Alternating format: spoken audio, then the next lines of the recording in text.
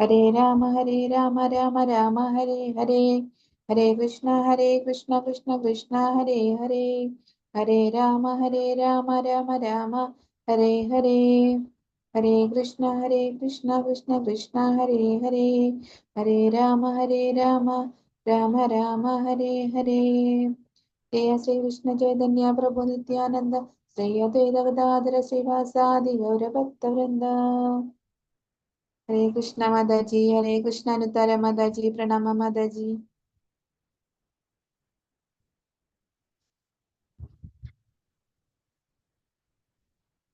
ഹരേ കൃഷ്ണ മാതാജി. ഹരേ കൃഷ്ണ മാതാജി.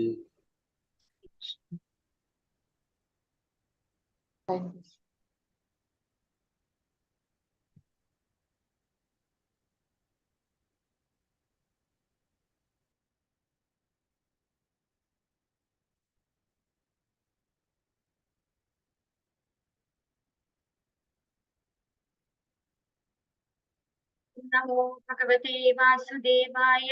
ഓം നമോ ഭഗവതേ വാസുദേവായ. ഓം നമോ ഭഗവതേ വാസുദേവായ. ഓം അജ്ഞാനതിമിരാന്ധസ്യ ജ്ഞാനാഞ്ജനശലാകയാ ചക്ഷുരുന്മീലിതം യേന തസ്മൈ ശ്രീഗുരവേ നമഃ. ശ്രീചൈതന്യമനോഭീഷ്ടം സ്ഥാപിതം യേന ഭൂതലേ സ്വയം രൂപകഥാ മഹ്യം ദദാതി സ്വപദാന്തികം. വന്ദേഹം ശ്രീഗുരോ ശ്രീയുതപദകമലം ശ്രീഗുരുन् വൈഷ്ണവാംശ്ച ശ്രീരൂപം സാഗ്രജാതം സഹഗണരഘുനാഥാന്വിതം തം സജീവം സാദ്വൈതം സാവധൂതം പരിജനസഹിതം കൃഷ്ണചൈതന്യദേവം ശ്രീരാധാ കൃഷ്ണപാദാൻ സഹഗണലളിതാ ശ്രീവിശാഖാന്വിതാംശ്ച.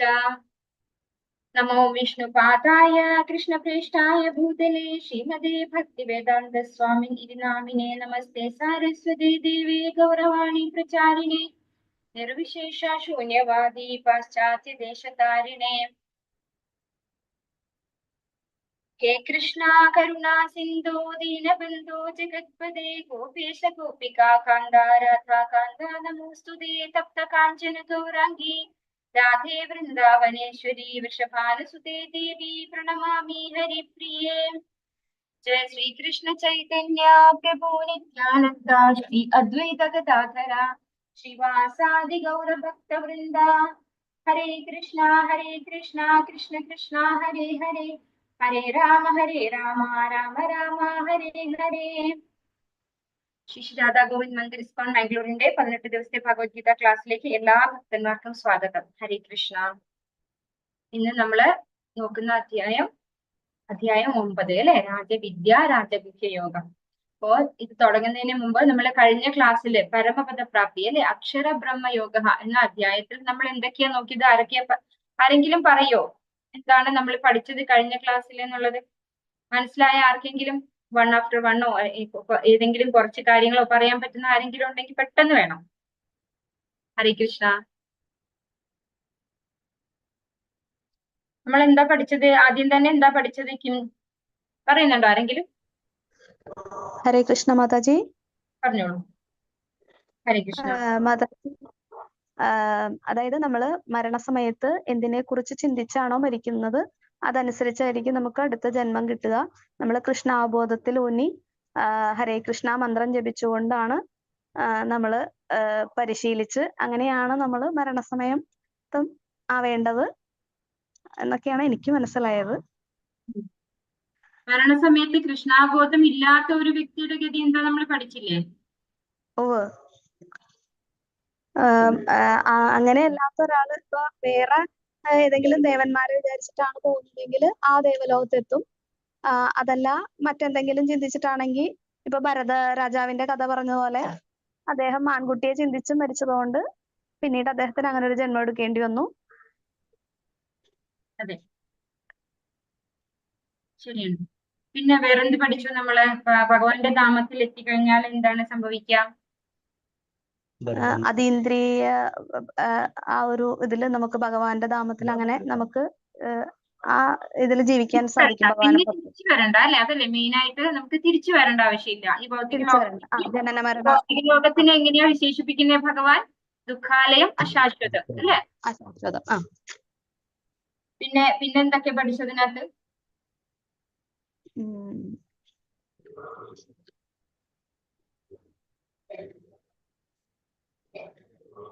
ഭഗവാന്റെ സേവനം ചെയ്യുന്നതിനെ പറ്റി പഠിച്ചു അല്ലെ? പിന്നെയോ നമ്മള് ഈ ഭക്തിത സേവനം ചെയ്തു കഴിഞ്ഞാൽ ബാക്കി എല്ലാ കർമ്മങ്ങളും ചെയ്തതിന്റെ പുണ്യം അല്ലെ?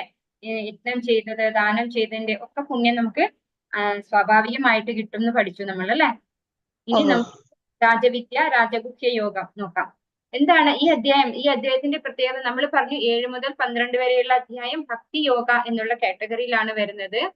വളരെ എന്താ പറയുക, രാജവിദ്യ രാജഗുഹ്യ യോഗം എന്നാണ് ഈ അധ്യായത്തിന് പേരിട്ടിരിക്കുന്നത്. അതായത് വിദ്യ പറഞ്ഞാൽ എന്താണ്? അറിവ് അല്ലെ? അറിവ്. രാജവിദ്യ പറഞ്ഞാൽ കിങ് ഓഫ് നോളജ് അല്ലെ? അറിവിന്റെ രാജാവ്, അത്രയും വിശേഷപ്പെട്ട അറിവ്. പിന്നെ രാജഗുഹ്യം എന്ന് പറഞ്ഞാലോ, ഗുഹ്യം എന്ന് പറഞ്ഞാൽ സീക്രട്ട്, രഹസ്യം. രാജഗുഹ്യം എന്ന് പറഞ്ഞാൽ ടോപ്പ് സീക്രട്ട്, ഇത്രയും രഹസ്യമായിട്ടുള്ള ഒരു കാര്യമാണ് ഭഗവാൻ ഈ അധ്യായത്തിൽ പറയുന്നത്. അപ്പോ ഈ അധ്യായം എന്ന് പറഞ്ഞാൽ നമുക്ക് അറിയാൻ പറ്റും 9ഉം 10ഉം അധ്യായങ്ങളാണ് 18 അധ്യായത്തിന്റെ ഏറ്റവും മിഡിലിൽ വരുന്ന 2 അധ്യായങ്ങൾ അല്ലെ? അങ്ങനെ ഏറ്റവും മിഡിലിൽ ഭഗവാൻ സൂക്ഷിച്ചു വെച്ചിരിക്കുന്ന രഹസ്യമായിട്ടുള്ള ജ്ഞാനത്തെ കുറിച്ചാണ് ഈ അധ്യായത്തിൽ നമുക്ക് പറഞ്ഞു തരുന്നത്. 1ാമത്തെ ശ്ലോകത്തില് ഭഗവാൻ എന്താ പറയുന്നത്? ശ്രീ ഭഗവാൻ പറഞ്ഞു, പ്രിയപ്പെട്ട അർജുന, നീ ഒരിക്കലും എന്നിൽ അസൂയാലുവായിട്ടില്ല. അതിനാൽ അതീവ രഹസ്യമായ ഈ ജ്ഞാനവും വിജ്ഞാനവും നിന്നെ ഗ്രഹിപ്പിക്കാം. ഇതറിഞ്ഞാൽ ഭൗതിക ജീവിത ക്ലേശങ്ങളിൽ നിന്ന് നീ മുക്തനാകും. അപ്പോ ആദ്യത്തെ ശ്ലോകത്തിൽ ഭഗവാൻ എന്താ പറയുന്നത്? ഭഗവാനോട് അർജുനൻ ഒരിക്കലും അസൂയാലുവായിട്ടില്ല. എന്തിനാണ് അസൂയാലു? നമുക്കറിയാം, നമ്മൾ ഈ ഭൗതിക ലോകത്തില് ആരെങ്കിലും ഒരാള് നമ്മുടെ കൂടെ തന്നെയുള്ളവരാവട്ടെ, അല്ലെങ്കിൽ നമ്മളെ കൂടപ്പിറപ്പാവട്ടെ, അല്ലെങ്കിൽ സുഹൃത്തുക്കളാകട്ടെ, അവർക്ക് നല്ലൊരു പൊസിഷൻ കിട്ടി നമുക്ക് ആ ഒരു പൊസിഷനിൽ എത്താൻ പറ്റിയിട്ടില്ലെങ്കിൽ എന്താണ് ഉണ്ടാവുക? സ്വാഭാവികമായിട്ടും നമ്മുടെ ഉള്ളിലൊരു അസൂയ ഉണ്ടാവും അല്ലെ? അപ്പോ ഭഗവാൻ പറയാണ് എന്ത് അർജുനനോട്, നീ ഒരിക്കലും എന്നോട് അസൂയാലുമായിട്ടില്ല. അപ്പൊ ഭഗവാന്റെ പൊസിഷൻ, ഭഗവാൻ എന്താണ്? പരമോന്നതനായിട്ടുള്ള ഭഗവാൻ, എല്ലാത്തിന്റെയും നിയന്ത്രകനായിട്ടുള്ള ഭഗവാനാണ്. ആർക്ക് സാരഥിയായിട്ട് ഇപ്പൊ വന്നിട്ടുള്ളത്? അർജുനന് സാരഥിയായിട്ട് അല്ലെ? പക്ഷെ എന്നിട്ടും അർജുനൻ ഒരിക്കലും ഭഗവാന്റെ പൊസിഷനിൽ അസൂയാലു ആയിട്ടില്ല എന്നാണ് ഭഗവാൻ പറഞ്ഞു കൊടുക്കുന്നത്. അപ്പൊ അങ്ങനെയുള്ള ഒരു ക്വാളിറ്റി അർജുനൻ ഉള്ളത് കൊണ്ടാണ് അതീവ രഹസ്യമായ ഈ ജ്ഞാനവും വിജ്ഞാനവും. ജ്ഞാനം എന്ന് പറഞ്ഞാൽ നമുക്ക് മനസ്സിലായി, അറിവാണ്. എന്താണ് ആ അറിവ്? നമ്മൾ ഈ ശരീരമല്ല, ആത്മാവാണ്. പിന്നെ ഭഗവാൻ ആരാണ്? ഈ ഭൗതിക പ്രകൃതി എന്താണ്? നമ്മൾ കഴിഞ്ഞ അധ്യായത്തിൽ പഠിച്ചല്ലേ, കിം തദ് ബ്രഹ്മ കിം അധ്യാത്മം കിം കർമ്മ പുരുഷോത്തമ അല്ലെ? അർജുനൻ ചോദിച്ചു, ഓരോ കാര്യങ്ങളും അർജുനൻ ചോദിച്ചു മനസ്സിലാക്കി. എങ്ങനെയാണ് ഭഗവാൻ ഈ ലോകത്ത് നമ്മളെയൊക്കെ ഇണക്കി കോർക്കുന്നത്? ഒരു നൂലിന്മേല് മുത്തുന്ന പോലെ ഇണക്കി കോർത്തിരിക്കുകയാണ് നമ്മളെയൊക്കെ അല്ലെ? അപ്പോ അങ്ങനെയുള്ള കാര്യങ്ങളൊക്കെ മനസ്സിലാക്കുന്നതാണ് എന്ത്? ജ്ഞാനം എന്ന് പറയുന്നത്. ഇനി വിജ്ഞാനം എന്ന് പറഞ്ഞാൽ എന്താണ്? ഈ ജ്ഞാനത്തിന്റെ പ്രാക്ടിക്കൽ നോളജ്, അത് പ്രാക്ടീസ് ചെയ്യുക, അതാണ് എന്ത്? വിജ്ഞാനം എന്ന് പറയുന്നത്. അങ്ങനെ ഇത് രണ്ടും ഞാൻ നിന്നെ ഗ്രഹിപ്പിക്കാം. എന്തുകൊണ്ടാണ്? ഭഗവാനോട് ഒരിക്കലും അസൂയാലുവായിട്ടില്ല അർജുനൻ എന്നുള്ളത് കൊണ്ടാണ് ഭഗവാൻ അർജുനനെ തിരഞ്ഞെടുക്കുന്നത്. അപ്പൊ ഇത് അറിഞ്ഞാൽ എന്താ സംഭവിക്കുക? ഭൗതിക ജീവിത ക്ലേശങ്ങളിൽ നിന്ന് നീ മുക്തനാകും. സോറി. അപ്പോ എല്ലാവർക്കും ഉള്ളതാണ് എന്ത്? ഭൗതിക ജീവിതത്തില് ക്ലേശങ്ങൾ അല്ലെ? നമ്മൾ പറയും എനിക്ക് മാത്രം ഉള്ളതാണ് ഈ ബുദ്ധിമുട്ടെന്ന്. പക്ഷെ ഭൗതിക ജീവിതം എന്ന് പറഞ്ഞത് എന്താണ്? ക്ലേശങ്ങളുടെ ഒരു കൂട്ടം അല്ലെ? ഒന്ന് കഴിയുമ്പോൾ അടുത്തത് വരും. അപ്പൊ ഈ ഭൗതിക ക്ലേശങ്ങളിൽ നിന്ന് നീ മുക്തനാകും എന്നാണ് ഭഗവാൻ അർജുനന് പറഞ്ഞു കൊടുക്കുന്നത്. ഈ ഭഗവാൻ ഈ പറഞ്ഞു കൊടുക്കുന്ന ഈ 9ാമത്തെ അധ്യായത്തിലൂടെ ഭഗവാൻ പറഞ്ഞു കൊടുക്കുന്ന ഈ രഹസ്യമായ ജ്ഞാനം, അത് മനസ്സിലാക്കി കഴിഞ്ഞാൽ ഈ ഭൗതിക ജീവിത ക്ലേശങ്ങളിൽ നിന്ന് നമുക്ക് മുക്തനാകാൻ സാധിക്കും. 9.2 രാജവിദ്യാ രാജഗുഹ്യം പവിത്രമിതമുത്തമം പ്രത്യക്ഷാവഗമം ധർമ്മ്യം സുസുഖം കർത്തുമവ്യയം. ഈ ജ്ഞാനം രാജവിദ്യയാണ്, രഹസ്യങ്ങളിൽ വെച്ച് രഹസ്യവും ഏറ്റവും പവിത്രമായതുമാണിത്. നേരിട്ട് ആത്മസാക്ഷാത്കാരം നൽകുന്നത് കൊണ്ട് ധർമ്മത്തിന്റെ പരിപൂർണതയാണിത്. ശാശ്വതവും സന്തോഷത്തോടെ ചെയ്യാവുന്നതുമാണ്. ഇപ്പോ രാജവിദ്യ എന്താണ്? ഈ രാജവിദ്യ പറഞ്ഞ കിങ് ഓഫ് നോളജ് അല്ലെ? ഈ ജ്ഞാനം രാജവിദ്യയാണ്. അപ്പൊ ഭഗവാൻ ഈ അധ്യായത്തിൽ നമുക്ക് പറഞ്ഞു തരുന്ന ജ്ഞാനം എന്ന് പറയുന്നത് അറിയാൻ പറ്റാവുന്നതിൽ, അതായത് നമുക്ക് അറിവിന്റെ ഏറ്റവും ടോപ്പ് മോസ്റ്റിലുള്ള, അതിനപ്പുറത്തൊരു അറിവില്ല അല്ലെ? അങ്ങനെയുള്ള ഒരു അറിവാണ് ഭഗവാൻ ഇവിടെ പറഞ്ഞു തരുന്നത്. രഹസ്യങ്ങളിൽ വെച്ച് രഹസ്യവുമാണ്, പിന്നെ ഏറ്റവും പവിത്രമായതുമാണ്. അപ്പൊ പവിത്രമായത് എന്താണ്? ആരാണ് പവിത്രമായത്? ഭഗവാനാണ് പവിത്രമായത് അല്ലെ? അതുകൊണ്ട് തന്നെ ഭഗവാനെ സംബന്ധിക്കുന്നതായതുകൊണ്ട് ഈ അറിവും എന്താണ്? പവിത്രമായതാണ്. നേരിട്ട് ആത്മസാക്ഷാത്കാരം നൽകുന്നത് കൊണ്ട് ധർമ്മത്തിന്റെ പരിപൂർണതയാണിത്. എന്താണ് നേരിട്ട് ആത്മസാക്ഷാത്കാരം നൽകുക എന്ന് പറഞ്ഞ ഉദ്ദേശിക്കുന്നത്? നമ്മൾ ഒരുപാട് ധ്യാനവും യോഗവും ഒക്കെ ചെയ്തു കഴിഞ്ഞാൽ അതെന്താണ്, വളഞ്ഞ വഴിയിലൂടെയാണ് ആത്മസാക്ഷാത്കാരം ലഭിക്കുന്നത്. പക്ഷെ ഈ പറയുന്ന ഈ രാജവിദ്യയായിട്ട് ഭഗവാൻ പറയുന്ന ഈ ജ്ഞാനം നമുക്ക് നേരിട്ട് ആത്മസാക്ഷാത്കാരം നൽകുന്നു. അതുകൊണ്ട് തന്നെ ധർമ്മത്തിന്റെ പരിപൂർണതയാണ് അല്ലെ. ധർമ്മംസ്തു സാക്ഷാത് ഭഗവത് പ്രണീതം എന്നാണ് പറയുന്നത്. ഭഗവാനെ പ്രീതിപ്പെടുത്തുക എന്നുള്ളതാണ് യഥാർത്ഥ ധർമ്മം. അപ്പോ ഇത് ധർമ്മത്തിന്റെ ഈ രാജവിദ്യ ഇത് അറിഞ്ഞുകൊണ്ട് നമുക്ക് എന്താണ് കിട്ടുന്നത്? ധർമ്മത്തിന്റെ പരിപൂർണതയാണെന്നാണ് ഭഗവാൻ പറഞ്ഞു തരുന്നത്. ശാശ്വതവും സന്തോഷത്തോടെ ചെയ്യാവുന്നതുമാണ്. അപ്പൊ സുസുഖം കർത്തും അവ്യയം. അപ്പൊ നമുക്ക് തോന്നും ഇതെങ്ങനെയാണ് സുസുഖം കർത്തും അവ്യയമാവുന്നത്? നമുക്ക് രാവിലെ 4 മണിക്ക് ഉറങ്ങി എണീക്കണം, നാമം ജപിക്കണം, പിന്നെ ഒരുപാട് കാര്യങ്ങൾ ഭഗവാന്റെ സേവനങ്ങൾ ചെയ്യണം, സദാ നാമം ജപിക്കണം, ഭഗവാന്റെ പുസ്തകങ്ങൾ വായിക്കണം, പറഞ്ഞു കൊടുക്കണം മറ്റുള്ളവർക്ക്. ഇതൊക്കെ എങ്ങനെയാണ് രാജവിദ്യ? നമ്മൾ സാധന ചാർട്ട് ഇതാക്കി കഴിഞ്ഞാൽ നമുക്ക് ഒരുപാട് സാധനകളുണ്ട് ചെയ്യാനായിട്ട് അല്ലെ. പക്ഷെ ഭഗവാൻ എന്താ പറയുന്നത്? സുസുഖം കർത്തും അവ്യയം. അപ്പൊ എങ്ങനെയാണ് സുസുഖം എന്ന് ഭഗവാൻ പറയുന്നത്? നമുക്ക് നോക്കാം. 9.3 ഈ ഭക്തിയുത സേവനത്തിൽ വിശ്വാസമില്ലാത്തവർക്ക് എന്നെ പ്രാപിക്കാനാവില്ല ഹേ ശത്രുഞ്ജയ. അതുകൊണ്ട് അവർ ഈ ഭൗതിക ലോകത്തിൽ ജനന മരണങ്ങളുടെ വഴിയിലേക്ക് വീണ്ടും എത്തുന്നു. അപ്പോ ഭക്തിയുത സേവനത്തിൽ, ഈ ഭക്തിയുത സേവനത്തിൽ വിശ്വാസമില്ലാത്തവർക്ക്, അതായത് ഭഗവാന്റെ സേവനമാണ് നമ്മൾ ചെയ്യേണ്ട ധർമ്മം എന്ന് വിശ്വാസം ഇല്ലാത്തവർക്ക് പക്ഷെ എന്താണ്, ഭഗവാനെ പ്രാപിക്കാനാവില്ല. ഹേ ശത്രുഞ്ജയ എന്നാണ് വിളിക്കുന്നത് ഭഗവാൻ അർജുനൻ. ആരാണ്, എന്താണ് ഈ ശത്രുഞ്ജയ? ആരാണ് അർജുനന്റെ ശത്രുക്കള്? ആരാണ് നമ്മുടെയൊക്കെ ശത്രുക്കൾ? ആരാണ്? കാമക്രോധ ലോഭ മോഹാദികളാണ് അല്ലെ നമ്മുടെ ശത്രുക്കൾ. ഭഗവാൻ 3-ാമത്തെ അധ്യായത്തിൽ നമുക്ക് പഠിപ്പിച്ചു തന്നതാണ്. കാമയേഷ ക്രോധയേഷ രജോ ഗുണസമുദ്ഭവ മഹാശന മഹാപാപ്മ വിദ്യേനമിഹ വൈരിണം. അപ്പൊ അവരാണ് നമ്മുടെ ശത്രുക്കൾ. കാമവും ക്രോധവും നമ്മുടെ യഥാർത്ഥത്തിലുള്ള ശത്രുക്കളാണ്. അപ്പൊ ശത്രുഞ്ജയാന്ന് അർജുനനെ വിളിക്കുകയാണ്. എന്തുകൊണ്ടാണ്? അർജുനന് ഇങ്ങനെയുള്ള കാമക്രോധ ലോഭ മോഹാദികളൊന്നും പിടിപെട്ടിട്ടില്ല. എന്തുകൊണ്ടാണ്? അർജുനൻ ഭഗവാന്റെ ശുദ്ധ ഭക്തനാണ്, ഭഗവാന്റെ സുഹൃത്താണ്. അതുകൊണ്ട് അർജുനന് ഇല്ല ഇങ്ങനെയുള്ള ശത്രുക്കളെ ജയിച്ചവനാണ് ആര്? അർജുനൻ. അതുകൊണ്ട് അവർ ഈ ഭൗതിക ലോകത്തിൽ ജനന മരണങ്ങളുടെ വഴിയിലേക്ക് വീണ്ടും എത്തുന്നു. അപ്പൊ ഭഗവാനിൽ വിശ്വാസമില്ലാത്തവര്, ഭഗവാന്റെ സേവനത്തിൽ ഏർപ്പെടാൻ സാധിക്കാത്തവര് വീണ്ടും വീണ്ടും ഈ ഭൗതിക ലോകത്ത് ജനിച്ചു മരിച്ചുകൊണ്ടിരിക്കണം എന്നാണ് ഭഗവാൻ പറഞ്ഞു കൊടുക്കുന്നത്. അവ്യക്തമായ രൂപത്തിൽ ഞാൻ ഈ പ്രപഞ്ചം എമ്പാടും വ്യാപിച്ചു നിൽക്കുന്നു. സർവഭൂതങ്ങളും എന്നിലാണ്, ഞാൻ അവയിലല്ല സ്ഥിതി ചെയ്യുന്നത്. അവ്യക്തമായ രൂപത്തിൽ എന്ന് പറഞ്ഞത് കൊണ്ട് ഭഗവാന് രൂപമില്ല എന്നർത്ഥമുണ്ടോ? ഒരിക്കലും ഇല്ല അല്ലെ. എന്തുകൊണ്ടാണ് അവ്യക്തമായ രൂപത്തിൽ എന്ന് ഭഗവാൻ പറയാൻ കാരണം? നമ്മുടെ ഭൗതികമായ ഇന്ദ്രിയങ്ങള്, നമ്മുടെ മാംസ ചക്ഷുസ് കൊണ്ട് ആരെ കാണാൻ സാധിക്കില്ല? ഭഗവാനെ കാണാൻ സാധിക്കില്ല. അതുകൊണ്ടാണ് അവ്യക്തമായ രൂപത്തിൽ എന്ന് പറയുന്നത്. അപ്പൊ അങ്ങനെ ആ ഭഗവാൻ, അതീന്ദ്രിയനായിട്ടുള്ള ഭഗവാൻ എങ്ങനെയാണ് ഈ പ്രപഞ്ചം മുഴുവനും വ്യാപിച്ചു കിടക്കുന്നത്? പിന്നെയോ സർവഭൂതങ്ങളും ആരിലാണുള്ളത്? ഭഗവാനിലാണുള്ളത്. ഞാൻ അവയിലല്ല സ്ഥിതി ചെയ്യുന്നത്. പക്ഷെ നമുക്കറിയാം ഭഗവാൻ എല്ലാവരുടെ ഉള്ളിലും പരമാത്മാവായിട്ടുണ്ട് എന്ന് അല്ലെ. പക്ഷെ ഭഗവാൻ ഇവിടെ എന്താ പറയുന്നത്? ഞാൻ അവയിലല്ല സ്ഥിതി ചെയ്യുന്നത് എന്ന്. അപ്പോ ഭഗവാന് വസിക്കാൻ ഒരു സ്ഥലം ഇല്ലാത്തത് കൊണ്ട് ഭഗവാൻ നമ്മുടെ ഹൃദയത്തിൽ കയറി ഇരിക്കുകയല്ല ചെയ്യുന്നത്. ഒരു സ്ഥലം കിട്ടാൻ വേണ്ടിയിട്ട് ഇരിക്കുന്നതല്ല. ഭഗവാൻ ആരാണ്? പരിപൂർണനായിട്ടുള്ള ഭഗവാൻ ഭഗവാന്റെ ധാമത്തില് അതേപടി ഇരിക്കുന്നുണ്ട്. പക്ഷേ ഭഗവാന്റെ ശാശ്വത അംശങ്ങളായിട്ടുള്ള ജീവാത്മാക്കളെ പ്രൊട്ടക്ട് ചെയ്യാൻ വേണ്ടിയിട്ട്, അവരെയൊക്കെ നേർവഴി നയിക്കാൻ വേണ്ടിയിട്ട് ഭഗവാൻ എന്താ ചെയ്യുന്നത്? ഓരോ ജീവാത്മാവിന്റെ ഉള്ളിലും, അതായത് ഓരോ ആത്മാവ്, എത്രയോ കൂടാനുകൂടി ജീവാത്മാക്കൾ ഉണ്ടല്ലേ, ഇവരുടെ എല്ലാവരുടെയും ഉള്ളിൽ ആര് കയറിയിരിക്കുന്നുണ്ട്?